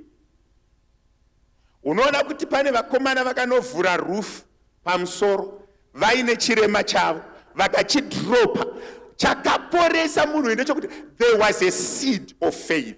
Kureva kuti in whatever we are doing, we must have seed of faith to say God can do it. Pandatanga ndati kutenda kana kuti faith is an answer to our problems. Vese vakaenda kuna Jesu, vamwe vaiva mapofu, vamwe vairwara, vamwe vaiva zvirema. They went to him in times of need, and faith became the solution. Wainzwa Jesu akuti kutenda kwako kwakuporesa. Kureva kuti there is a shop full of everything we want, but how do we access what we want from the throne? It is through faith. We have to have the confidence that we can be helped. Ndopaunozonzwa tikadzokera kubhuku yaLuke, Jesu achibva kugomo abva kunosanga afasta 40 days and 40 nights achidzika mugomo, anoenda pachechi obva akumbira bhuku yaIsaiah oti mweya washe wakandizodza kuti ndigoporesa, ndigorangarira varombo, ndigoporesa, ndigosvinudza mapofu. Kureva kuti Jesu paari kuuya ari kuti I am a storehouse, I have the answers, but the currents to have the answer, it's faith. So faith is an asset in us that we can use to trade our afflictions, our pain, our misfortunes through Jesus Christ. Ndine kuremara kwandinako, ndoda kuti kuende, ndinoenda kuna Jesu, ndonone kutenda, ndosiya kuremara kuri mandiri kuna Jesu, ini ndoporeswa, but my access point is faith. I need to have faith. We sometimes get excited by great pastors, by great men of God, by great witch doctors, by great sorcerers. But remember, what works according to the word of God is the condition of your heart. Do you accept that he died on the cross? Do you accept that he can heal you? Do you accept that he can take you out of poverty? Do you accept that he can correct your marriage? Do you accept that he can forgive your sins? Do you accept that he can purify you? Do you accept that he can change your condition? Your heart must accept that he can do it for me. I was saying to the youth, you don't know your tomorrow. You don't know who is going to marry you. You don't know how many years are you going to stay on earth. You don't even know how tomorrow looks like. We need to have faith to face tomorrow.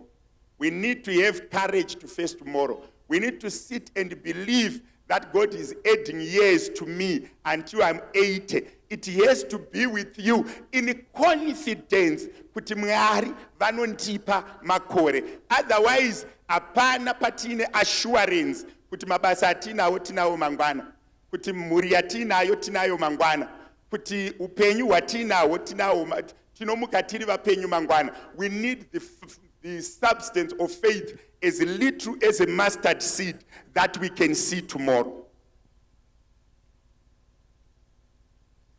And the kanatane kutenda, that's what makes God happy. What is it that makes God happy? Is faith in him, trust in him, basing our life in Christ. And in times of tribulation, when human capacity cannot carry us, neither our understanding can comprehend our situation. When we are in a place where desperation has already taken over us, we don't know what tomorrow is like. We need to steer our faith to be steered and say, I can face tomorrow. I can do it. Paul knows what I can do all things through Christ who gives me strength. But kana Jesu vave pantiri, I can do it. So faith is very critical. Chakanyanya kukosha hasi mabasa ekutenda, but chakanyanya kukosha kutenda. Ikoko kutenda ndo kunobereka mabasa. Once you have faith that it can be done, that prompts action. Kana wane kutenda kuti zvinoitika, izvozvo ndo zvinokutuma kuti ukwanise kuita chimwe chinhu. Amen and amen. So ndikunodzokera nipandiro unozonzwa ukaverenga kuna John chapter number 14 verse 18 to 17. Inoti whatever you ask in my name, that I will do, that the Father may be glorified in the Son. If you ask anything in my name, I will do it. If you love me, keep my commandments. The Trinity, the Father, the Son, and the Holy Spirit, once we improve the love of the Lord in us and raise our faith, it is very easy to trade our afflictions, our challenges, our limitations, and whatever we are going through. So we need to be able to raise our faith. And raising our faith is when we trust completely kuti akafa akamuka uye zviri kutinetsa zvinogadzirika.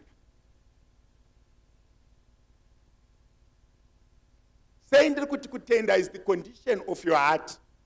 Even in the real life that we live, penyu watinorarama day to day, unoona kuti if you say to yourself, ndoda kuenda kuWestgate netsoka, you can walk there. But ukasazvipa determination in you kuti ndogona kuenda, unoneta uri munzira. Chinotanga pamunhu kutenda kuti this can be doable. I can do it. Na Jesu Kristu. Chinorwadza kutenda nechekuti Jesu vacho havaiti. Iwewe ndiwo unotenda, ndiwo unoita futi. Amen and amen. Unotonzwa pane pamwe panozonzi naJesu kuchirema, simuka ufambe. Havana uchibata.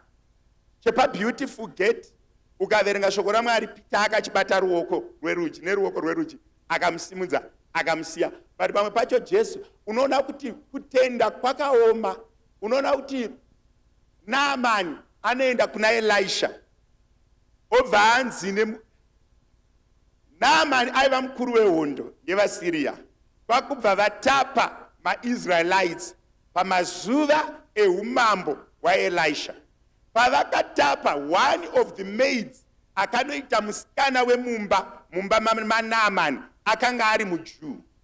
Naamani kwakuita maperembudzi akawanda maari. Kusvika vanomurapa vatadza kumurapa. Kamusikana aka kabva kaenda kakati mambo, kugara henyu nemaperembudzi, but kwamakanditapa uku mukanditora kune murume anonzi Elisha akakunamatirai munopora. Naamani kwakutenda kumusikana uyu, kwakuenda kumba kwaElisha nekuti akanga vakatapa vaIsraeri. Elisha aisavafarira. Paakabuda Naamani akasvika achifunga kuti semukuru wehondo, a commander of armies, uyu murume anonzi Elisha achabuda obva amusaluta omuporesa. But Elisha ari kungoti endai kurwizi munogeza, akavhara door. He did not open his door. He did not see his face. Akangomuti endai kurwizi munogeza. Mambo oita confidence dzekubva kwamabva muchitenda kuti Mwari anondiporesa. Mazosvika panoporeswa pacho mobva maramba izwi rekupora. Tine hama dzakadaro wakatenda muna Jesu kuchechi unouya, but kana wakuzoudzwa instruction, you want it to come in your own way. Ndopari kuzonzi Elisha Naaman akabva ati ndine marwizi akawanda andingadai ndageza kana andakageza kwedu asi ndauya kuno kuzorapwa. Ndopaakazoadvaiswa naGehazi zvikanzi zvaanenge ataura ndo zvinoitwa, endai munogeza kurwizi. Naamani kwakunogeza kurwizi, maperembudzi kwakupera. Patiri kuuya pamberi paMwari, ngatiuyei takagadzirira kuzogamuchira tisingadhauti. Let's not have faith iri half yekuti you walk to a certain stage, you believe, then you get to another stage, you start to doubt.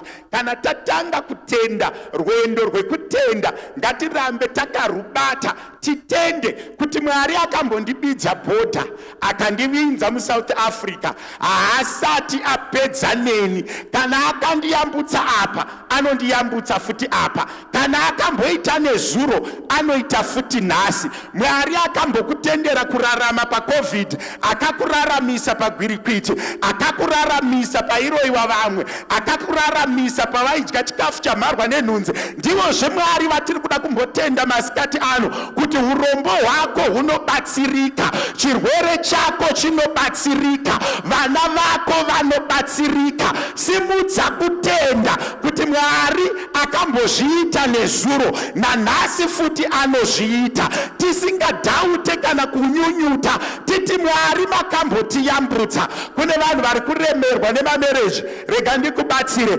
Handei kuna akati pamurume kuti Mwari makamboita miracle number 1, chibvai mapedzisa zvakare imi Mwari muite miracle number 2 yekuti imi Mwari ndimi makamboti zorai magonhi enyu ropa, kana ndouraya matango ndisakuurayai. Tazosangana neRed Sea iri kushinyira, taakuda kupinda muKenani. Mwari vhurai zvenzira pagungwa iri, ndiyambuke nepakaoma ndiende kumberi. Ndiri kutsvaga varume nevakadzi, vakomana nevasikana vari kuti 2025 I will raise my faith and my faith will please the Lord. When the Lord is pleased, my problem will be surely saved. Why? I have trusted in you, I have given my all, and you are happy because I am not doubting, and it shall be done.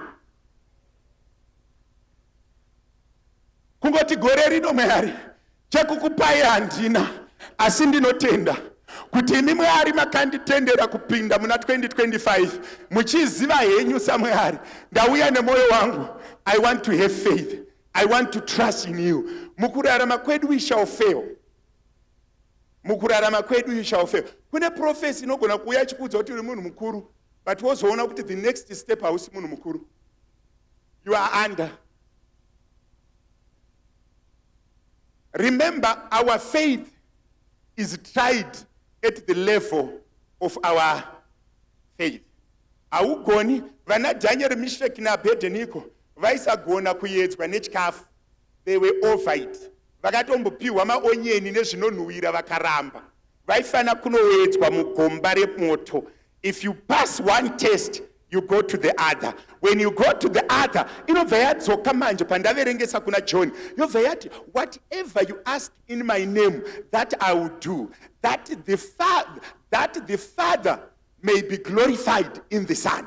Kune mimwe miedzo yamuchadarika, kwete kuti nekuti munofana kuidarika, but kuti ukuru hwaMwari huonekwe. Pavakapinda mugomba remoto vakaonekwa vasina kutsva, Bhaibheri rinoti pavakauya kunodongorera vakati, mukati umu mune mumwe munhu akafanana nemwanakomana waMwari. Hatina kukanda vakomana vatatu here, tiri kuona wechi4 anenge mwanakomana waMwari. Ipapo ndopaunonzwa shoko raMwari richiti, mambo akabva ati, Mwari waMeshach, Daniel naAbednego ndiye akunamatwa guta rese. Kureva kuti kune dzimwe hondo dzatichakunda nekutenda kuti zita remwanakomana akaroverwa padanda rigosimudzira raBaba vakamutuma. Kureva kuti iwewe uchaita mudziyo wakumbira kuna Jesu kuti akatuma Jesu muridzi webasa akudzwe. Wandinzwisisa mangwanani ano, kune hondo dzauri kutokunda panga pasina need yekuvakanda mumoto, but Mwari vaida kuratidza mambo kuti ndinogona kunamatwa nenyika yako. saka ndaakukanda vakatenda kwandiri mumoto kuti zita raJehovha rigokudzwa. Ndiri kutsvaga varume nevakadzi vari kuti 2025, I'm not doubting the Lord, I'm not questioning the Lord, I am trusting in the Lord kuti zvinoita uye zvinoita. Bible rati faith is a substance of things hoped for without physical evidence. Honde yatinogona kuita semakristu kutya makomba. Tikanganwa kuti tikakandwa mukomba hatikandwi tiri tega. Honde yatinogona kuita semakristu kutenda zvimwe toramba zvimwe saNaamani wokuti wambotenda kuti kuna Elisha wozoti wasvika pamba paElisha woramba kuteerera zvinotaurwa naElisha. Ndiri kutsvaga varume nevakadzi vari kuti nyaya dzangu ndodzigadzirisa nekutenda. Because when God left us, anoti ndinokusiyirai. And if you have a faith as mustard seed, whatever. Kureva kuti God before he left, akatipa something that we can use to go to the next level. Vanhu vari kudhauta vana pavanofoira. Vanhu vari kudhauta mamarriage paanosheka. Vanhu vari kudhauta shoko raMwari parinosheka. Vanhu vari kudhauta their instinct pazvinorema. But don't doubt. Don't be scared of the wind. We have the Holy Spirit lying in us. We can ask for his manifest presence and the winds will be calm. Kana vaya kutenda unorarama sa main actor. Andione hangu movie. I'm not a movie person. But ndakamboona ma-African movie amayazuka netumwe tukomana tudiki. Unoona kuti main actor hafi. Kana wana Jesu kazara nekutenda haufi. Kana nguva yaMwari isati yakwana haufi. Hakuna chinouraya munhu kusiya kwenguva yaMwari. Takaberekwa varoi variko nanhasi variko. Kuenda kumusha nekudzoka variko. Kune munhu andikutaura nezvake. Hakuna chinouraya munhu. Vana baba nana bai, vakomana nevasikana, ngatimbosimudzai kutenda gore. Do you know that when God is lifting you up, he steers the waters? Vanhu vashoma vanosimudzwa zvakanaka. That's why I told you faith does not work when everything is working. Pana anofana kuita maperembudzi kutenda kushandi. Pana anofana kurwara. Pane shirikadzi inofana kufirwa nemwana. Let's not duck away from problems. Let's raise our faith. Let's not run away from tribulations. Let's raise our faith. 2025. Unochara kuti faith payakatonakira yakauya kuzoti varombo vave vafumi. Yakauya kuzoti zvirema zvifambe. Yakauya kuzoti vakaremerwa vaorerukirwe. Faith. Unochara kuti unogona kunge usina chauinacho. Unogona kunge uine zvakawandisa. But kana waane kutenda, it's from one place to another. From one place. Mwari vakaita chinhu wani chandinofarira Mwari. Ndechekuti vakakusimudza kusvika apa havakudzikisi. Vanotokubvisa apa vokuendesa futi apa, vokubvisa apa vokuendesa apa. Hakuna Mwari. Unoita kuti pane pamwe pekuti tinotarisana sevanhu, so takatarisana kuti mangwana ride raukwira kombi. Vakomana kana Mwari avhura suo akaisa kiye kudenga yakabhekwa nekutenda, dhoo iroro harivharwi nevanakomana nevanasikana vevanhu.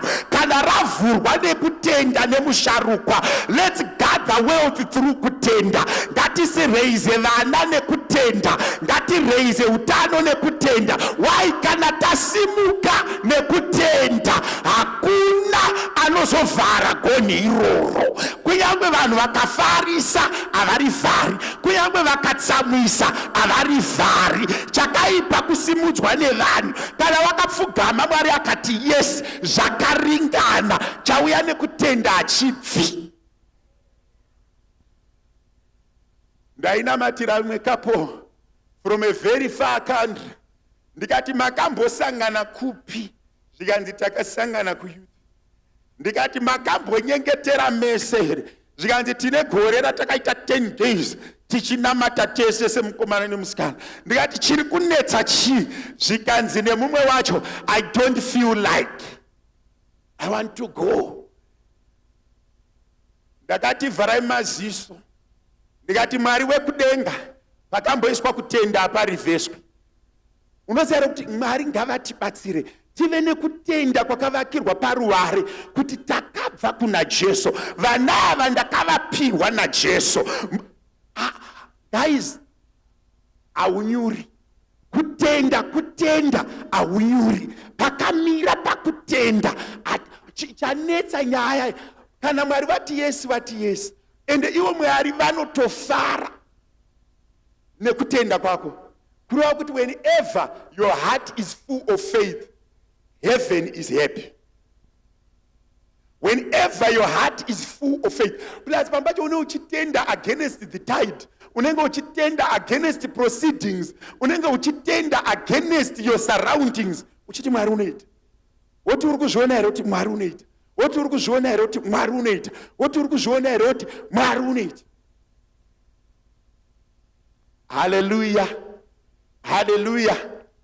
Kune vanhu vanoprofita zvakanyanya. Gore ra 2000 I had an opportunity to go to Bible college. I didn't go. 2002 I had an opportunity again to go to Bible college. I didn't go.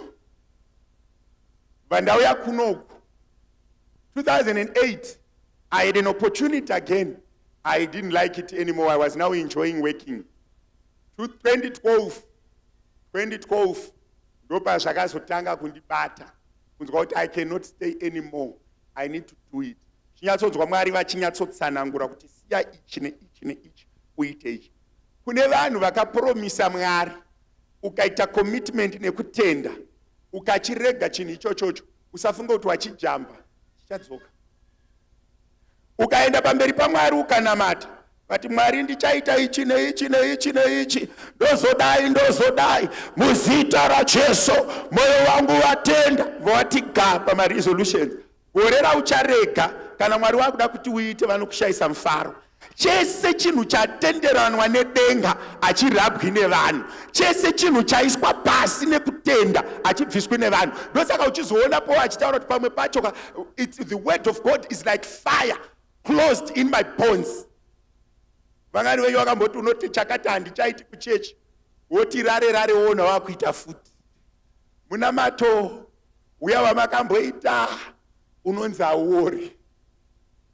Chakatenderanwa nekutenda chavakirwa panheyo yekutenda achiparari. Saka zvazvinoreva ndezvekuti we need to be very careful with words.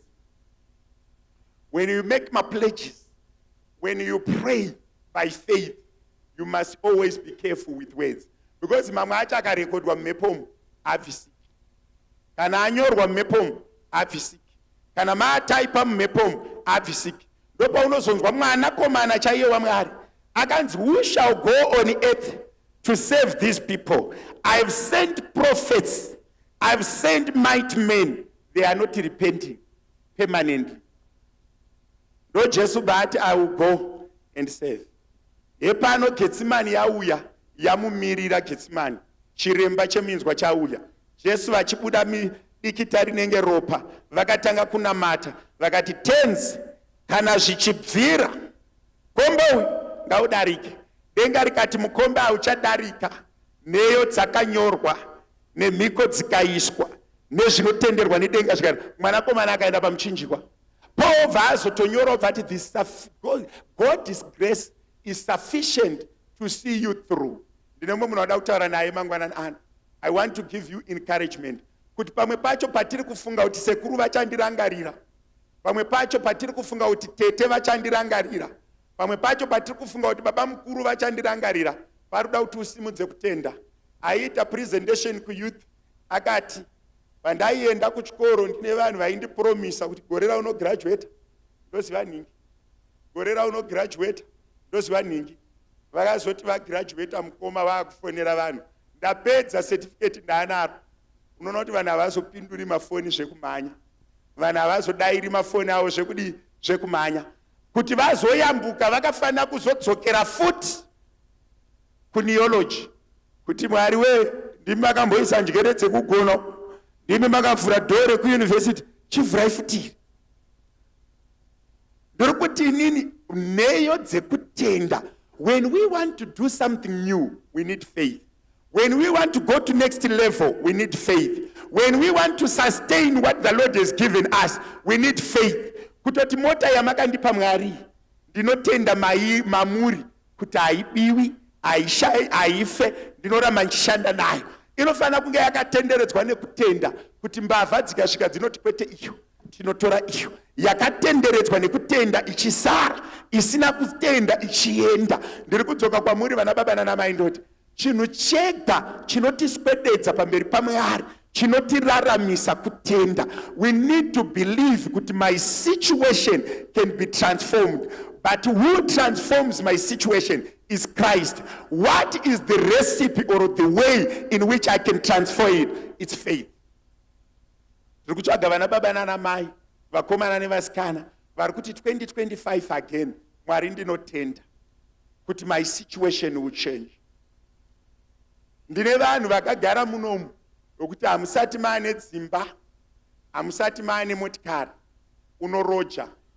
The only way that you can start to acquire assets is start to believe that I can have a house, I can have a car.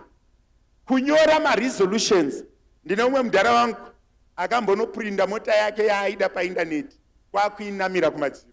Every day pese pandaidya mumba make kana pandaipfuura nepo, mota iya baba takachaimirira, mota iya baba takachaimirira, mota iya baba takachaimirira kusvika yazouya. Pane mumwe munhu anofana kuita nharo nezvine nharo, pane mumwe munhu anofana kurwa nezviri kurwa naye, achingoshandisa one weapon, kutenda kuti ini Mwari wangu havakundikani, ndina Mwari vasingakundikani. Ndakatenda muna Mwari vanoti I shall give you whatever you ask.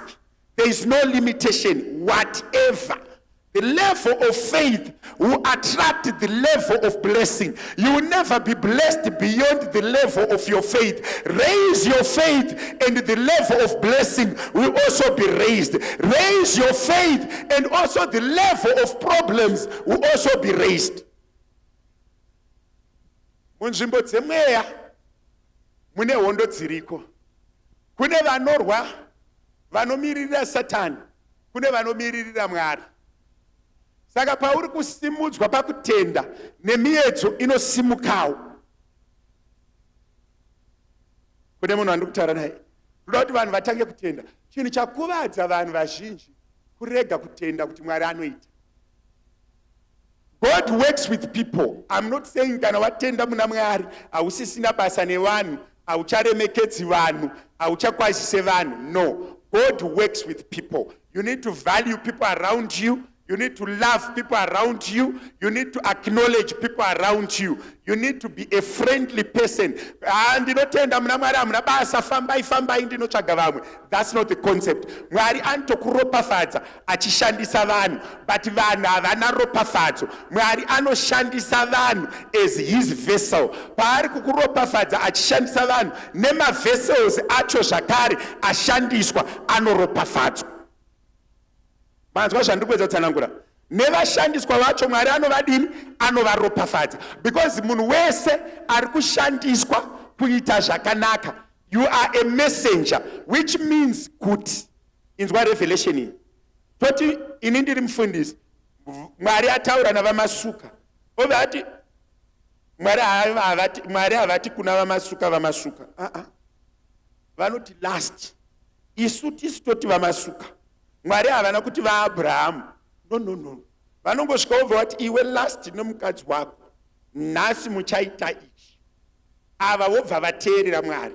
Pavari kunozadzisa chatumwa naMwari, yatova like a vessel. Kureva kuti Mwari havagoni kutuma munhu wavasina ukama naye. Saka pauri kutumwa naMwari, it's evidence yekuti iwewe une ukama nani? naMwari. Kana wanga husipo, ukama ihwohwo hunogadzirwa zuva ravatumwa. Mufundisi maakuda kutifadza, hatidzokerei kuma scriptures. Kune mukadzi anonzi Rakabi, anonzi senemu yake inonzi chifewe. Shoko raMwari rinonyora robva rati Rakabi chifewe akagamuchira vatumwa. Haana kugamuchira vatumwa atendeuka, akagamuchira vatumwa chiri chifewe. Mwari kwakumboshuza kuchishandisa chichiri chifewe in that state, but nekuti agamuchira vatumwa, ngirozi vatumwa vekudenga vakabata njere dzake dzikatanga kuti imi vanhu imi ndakuitirai zvakanaka, kana maakudzoka nehondo dzenyu dzekwaIsraeri chindirangarirai. Paari kuti chindirangarirai zvikanzi ndinoisa mucheka mutsvukuyu kuti mugoziva kuti ini nemhuri yekwababa vangu tiri mumba umu. Paanoisa mucheka mutsvuku ukariverenga zvinonzi akazoroorwa nemuJudha akava mbuya vaJesu, kureva kuti kana maakuzotumwa naMwari nemidziyo semidziyo, Mwari havakanganwi mudziyo wavashandisa. Mwari vakakushandisa nhasi, unogona kukanganikwa ukagara pagedhi. Sekuru vaEsther vainzani? Ndiani acharangarira? Who was uncle Esther's uncle? Mordecai. Yes. Esther's uncle. Vane zuva ravakamboudza mambo. Mwari kwakuda mambo anga aripo kuti asabve pachigaro. Asi Mwari havataure nevanhu ava wekwavakatapwa, vanotaura nevavo. Kwakutuma Mordecai ena unoudza mambo kuti asafa kune vari kumumukira. Mambo kwakunzwa, kwakugadzirisa security yavo, kwakunyarara. Mordecai varamba ari gadhi uye ari mutapwa, iye araramisa mambo. Hamuna here vamakaitira zvakanaka vakakangana? Hamuna here vamakatumwa kwavari nashe vakazokutukai? Hamuna here vamakatumwa nashe kwavari vakakutsikai? Ivo sevanhu vakakutsikai kana vakakukanganwai, asi Mwari havasati. Zuva rekuzofa kwevaIsraeri rakwana, Esther ari kutya kunosangana namambo. Ndopari kunzi naHamani rudzi rwevaIsraeri ngaruparare. Paruri kuda kunoparara, ndopari mambo akushaya hope akati the king attendants ndipeiwo makoronike. Paari kupiwa makoronike pakanyorwa kunzi mambo Mordecai akataura kuti musafe, ndidaidzireiwo. Achimuka anoona Hamani ari padhoo, zvikanzi ndidaidzireiwo. Hamani munhu anodiwa namambo angaitirwei? Hamani kwakutsanangura. Paari kunotsanangura zvikanzi itira Mordecai muJudha. Ndine mumwe munhu anoda kuti kutenda kwako ngakurege kuurayiwa nekuda kwemabasa avakaita asina kuappreciatwa. Denga harikanganwi. Mwari vakasiyana nevanhu. Every act of faith shall be surely rewarded. Unozonzwa? An act of faith. Panoita ukama pakati paDavid nababa vaMefoshibosheti. Baba kwakufa, David agara pachigaro. Nekuda kwekuti kune kutenda, kune mabasa akanaka akamboitwa, baba vafa, David ari kubvunza, kune here asara kurudzi rwaJonathan? Zvikanzi kune chirema. Mazuva iwayo chirema was a case chaisagara patafura, but unhu hwaJonathan, kutenda kwaJonathan kwakachinja mutemo kuti Mefoshibosheti agare patafura. Vabana baba nana amai, mabasa amuri kuita akanaka aya ekutenda, mamwe acho achasimudza vana maenda, mamwe acho achavhurira vana musuwo aenda, mamwe acho achateera next generation kuti baba vako parudhapoti gore rakati wakaita zvakati, denga raakurangarira mwana. Mabasa ekutenda. When you have faith, faith lasts more than one generation. That's why we are called vana vaAbraham nekutenda. Kutenda kwaAbraham did not get limited to his generation. It's going from generation to generation. Kutenda kwako iwewe kunokubatsira. Kuchabatsira mwana wako. Mamwe mabasa akanaka atiri kuita of faith takazara nekutenda achateera vana. Uyu mwana uyu anga ari mwana wamuvhangeri. Pakuitika accident. Baba vake vakanamata vakati vana vangu 70 years plus. Iye mwana otadza kuzviziva. Obva apfuudzwa paanofanira kupfuudzwa nekutsanya kwababa, nekutsanya kwamai, nechegumi chamai, nechegumi chababa. Ndine umwe munhu andikutaura naye mangwanani ano. Ndoda kuti umboreisa kutenda kwako. Umboti Mwari wekudenga ndinotenda. I have unwavering faith. I've got strong faith in you. Unoziva here kuti urombo hunoenda nekutenda, udofo hunoenda nekutenda, urova hunoenda nekutenda, kuremara kunoenda nekutenda. Katarisa mapofu akateera Jesu akati munotenda here, zvikanzi yes I believe. Akavabata maziso vakaona. Chii chakakuremera? Chii chinoda kuti uapply kutenda mugore rino? Chii chinofanira kugadziriswa nekutenda? Chii chinofanira kumisikidzwa nekutenda? Vana baba nana amai, vakomana nevasikana, I want to be honest with you. With faith you can please God, and when God is pleased, He will surely reward you. Nekutenda chinofadza Mwari. We need to have faith. Whatever you are suffering from, whatever you are going through, you need to have faith.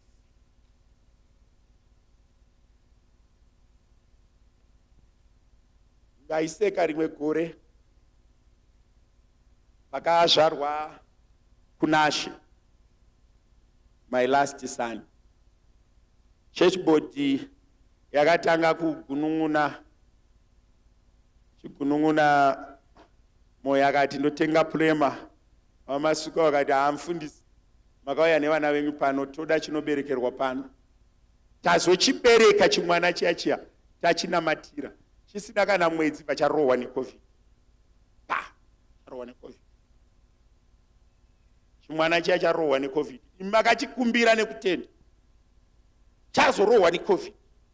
Kudai achifemi. Taienda nonzi kuveuka Hevel pamwe katatu. Usiku, vane usiku watakaenda katatu vachinobvisa madziva, vachibvisa madziva, vachidzosera pasapoti. Kusvika ndazoti no man, chimunhu ichi chakakumbirwa nechechi ichi, chikauya nekutenda, ngachirarame. Kubva that day ndichidrive, achina kuzombonobviswa kumuzoiswa futi chinonzi chibreathalyzer chemumino. Chiri kukonzeresa vanhu kuremerwa pamwe pacho, kukanganwa kuti takazviwana kupi. Kana zvakauya nekutenda, semukadzi muShunemi, baba makambondipa mwanakomana, ndikatenda kuti munopa mwanakomana, amuka ngaarege kufa. Ndine munhu wandiri kutaura naye, andiri kuti chese chakauya nekutenda chinoraramiswa nekutenda. Minamato yatakaita Mwari vakatoinzwa, avarivhesi.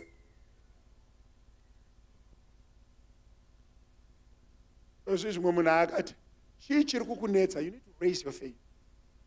And the faith is condition of the heart. It's a determination that you need to do with your mind. It's a commitment that you need to do with your mind. It's your selection. It's your commitment. What is faith? It's your commitment. Kuti inini ndatarisana nechinhu ichi, ndakuvimba naMwari kuti vanochiita. Then ropa rako nepfungwa dzako nemoyo wako zvobva zvabatana. Kunyangwe pasina chiri physical chinobatika. Ndainamatira mayouth ndikati vese vakuda kuroorwa gore rinoendai. Kuno mumwe munhu kuti anogonofunga kuti hazviiti, zvinoita. Kana wakungotenda zvinoita. Kana ukangovimba naMwari zvinoita. Tikangosimudza kutenda zvinoita. Kuti Mwari, chinhu 1 chandinofarira kutenda ndechekuti kutenda kuri open kumunhu wese. Munhu wese ane mukana wekutenda. Ndiri kuti munhu wese kusanganisira our youth, our teenagers can have faith. One day I said, we don't have money for holiday. Ngaongwe said, don't you believe that you can have money so that we can go to holiday?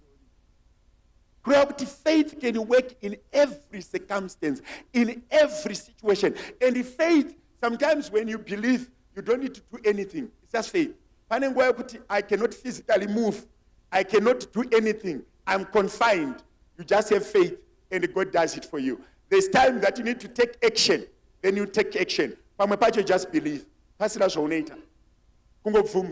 Service. Peter na Silas na Paul. Pakati nepakati peusiku warohwa, hapana aiva namatira, hapana aiva nyengeterera, vakangotanga kuimba kusvika jeri ravhurika. Vaingotenda kuti Mwari anofanira kungorumbidzwa even ndiri mujeri. Vaitenda kuti Mwari anofanira kungorumbidzwa even ndarohwa. Vaitenda kuti Mwari anofanira kungonamatwa even ndasungwa, kusvika Mwari avarwira in his own accord. Vana Peter vakanyengetererwa nechechi, chechi yaitenda kuti Peter anobuda, Peter akabuda. Auti Mwari atibatsire mangwanani ano. I'm steering your faith. I'm pushing your faith. Toda kusvika panguva yekunamata. Umwe neumwe ambonamata nekutenda. What we need to do is to condition your heart. Is to prepare your heart and say, whatever, Lord, I'm going through, whatever I am imagining, whatever is a burden to me, I'm correcting the condition of my heart so that you are pleased with me and assist me. Hebrews 11:6. Azvigoni kufadza Mwari pasina kutenda. Mangwanani ano atigonere kufadza Mwari nekutenda. To prepare our hearts to please the Lord. Teenagers, what is it that is a burden to us? Can we not please the Lord by having faith, preparing our hearts, preparing our mindsets, preparing our thinking that I am now pleasing the Lord.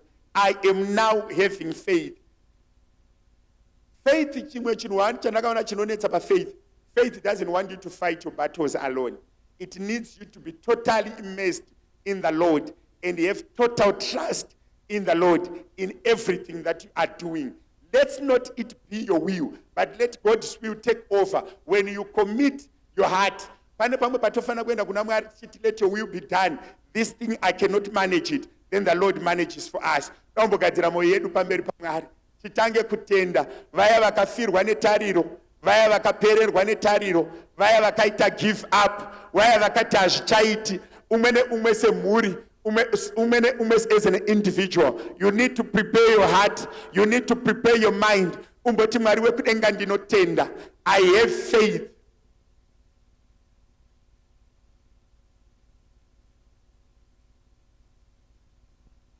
Bautumbotanga kuna mata.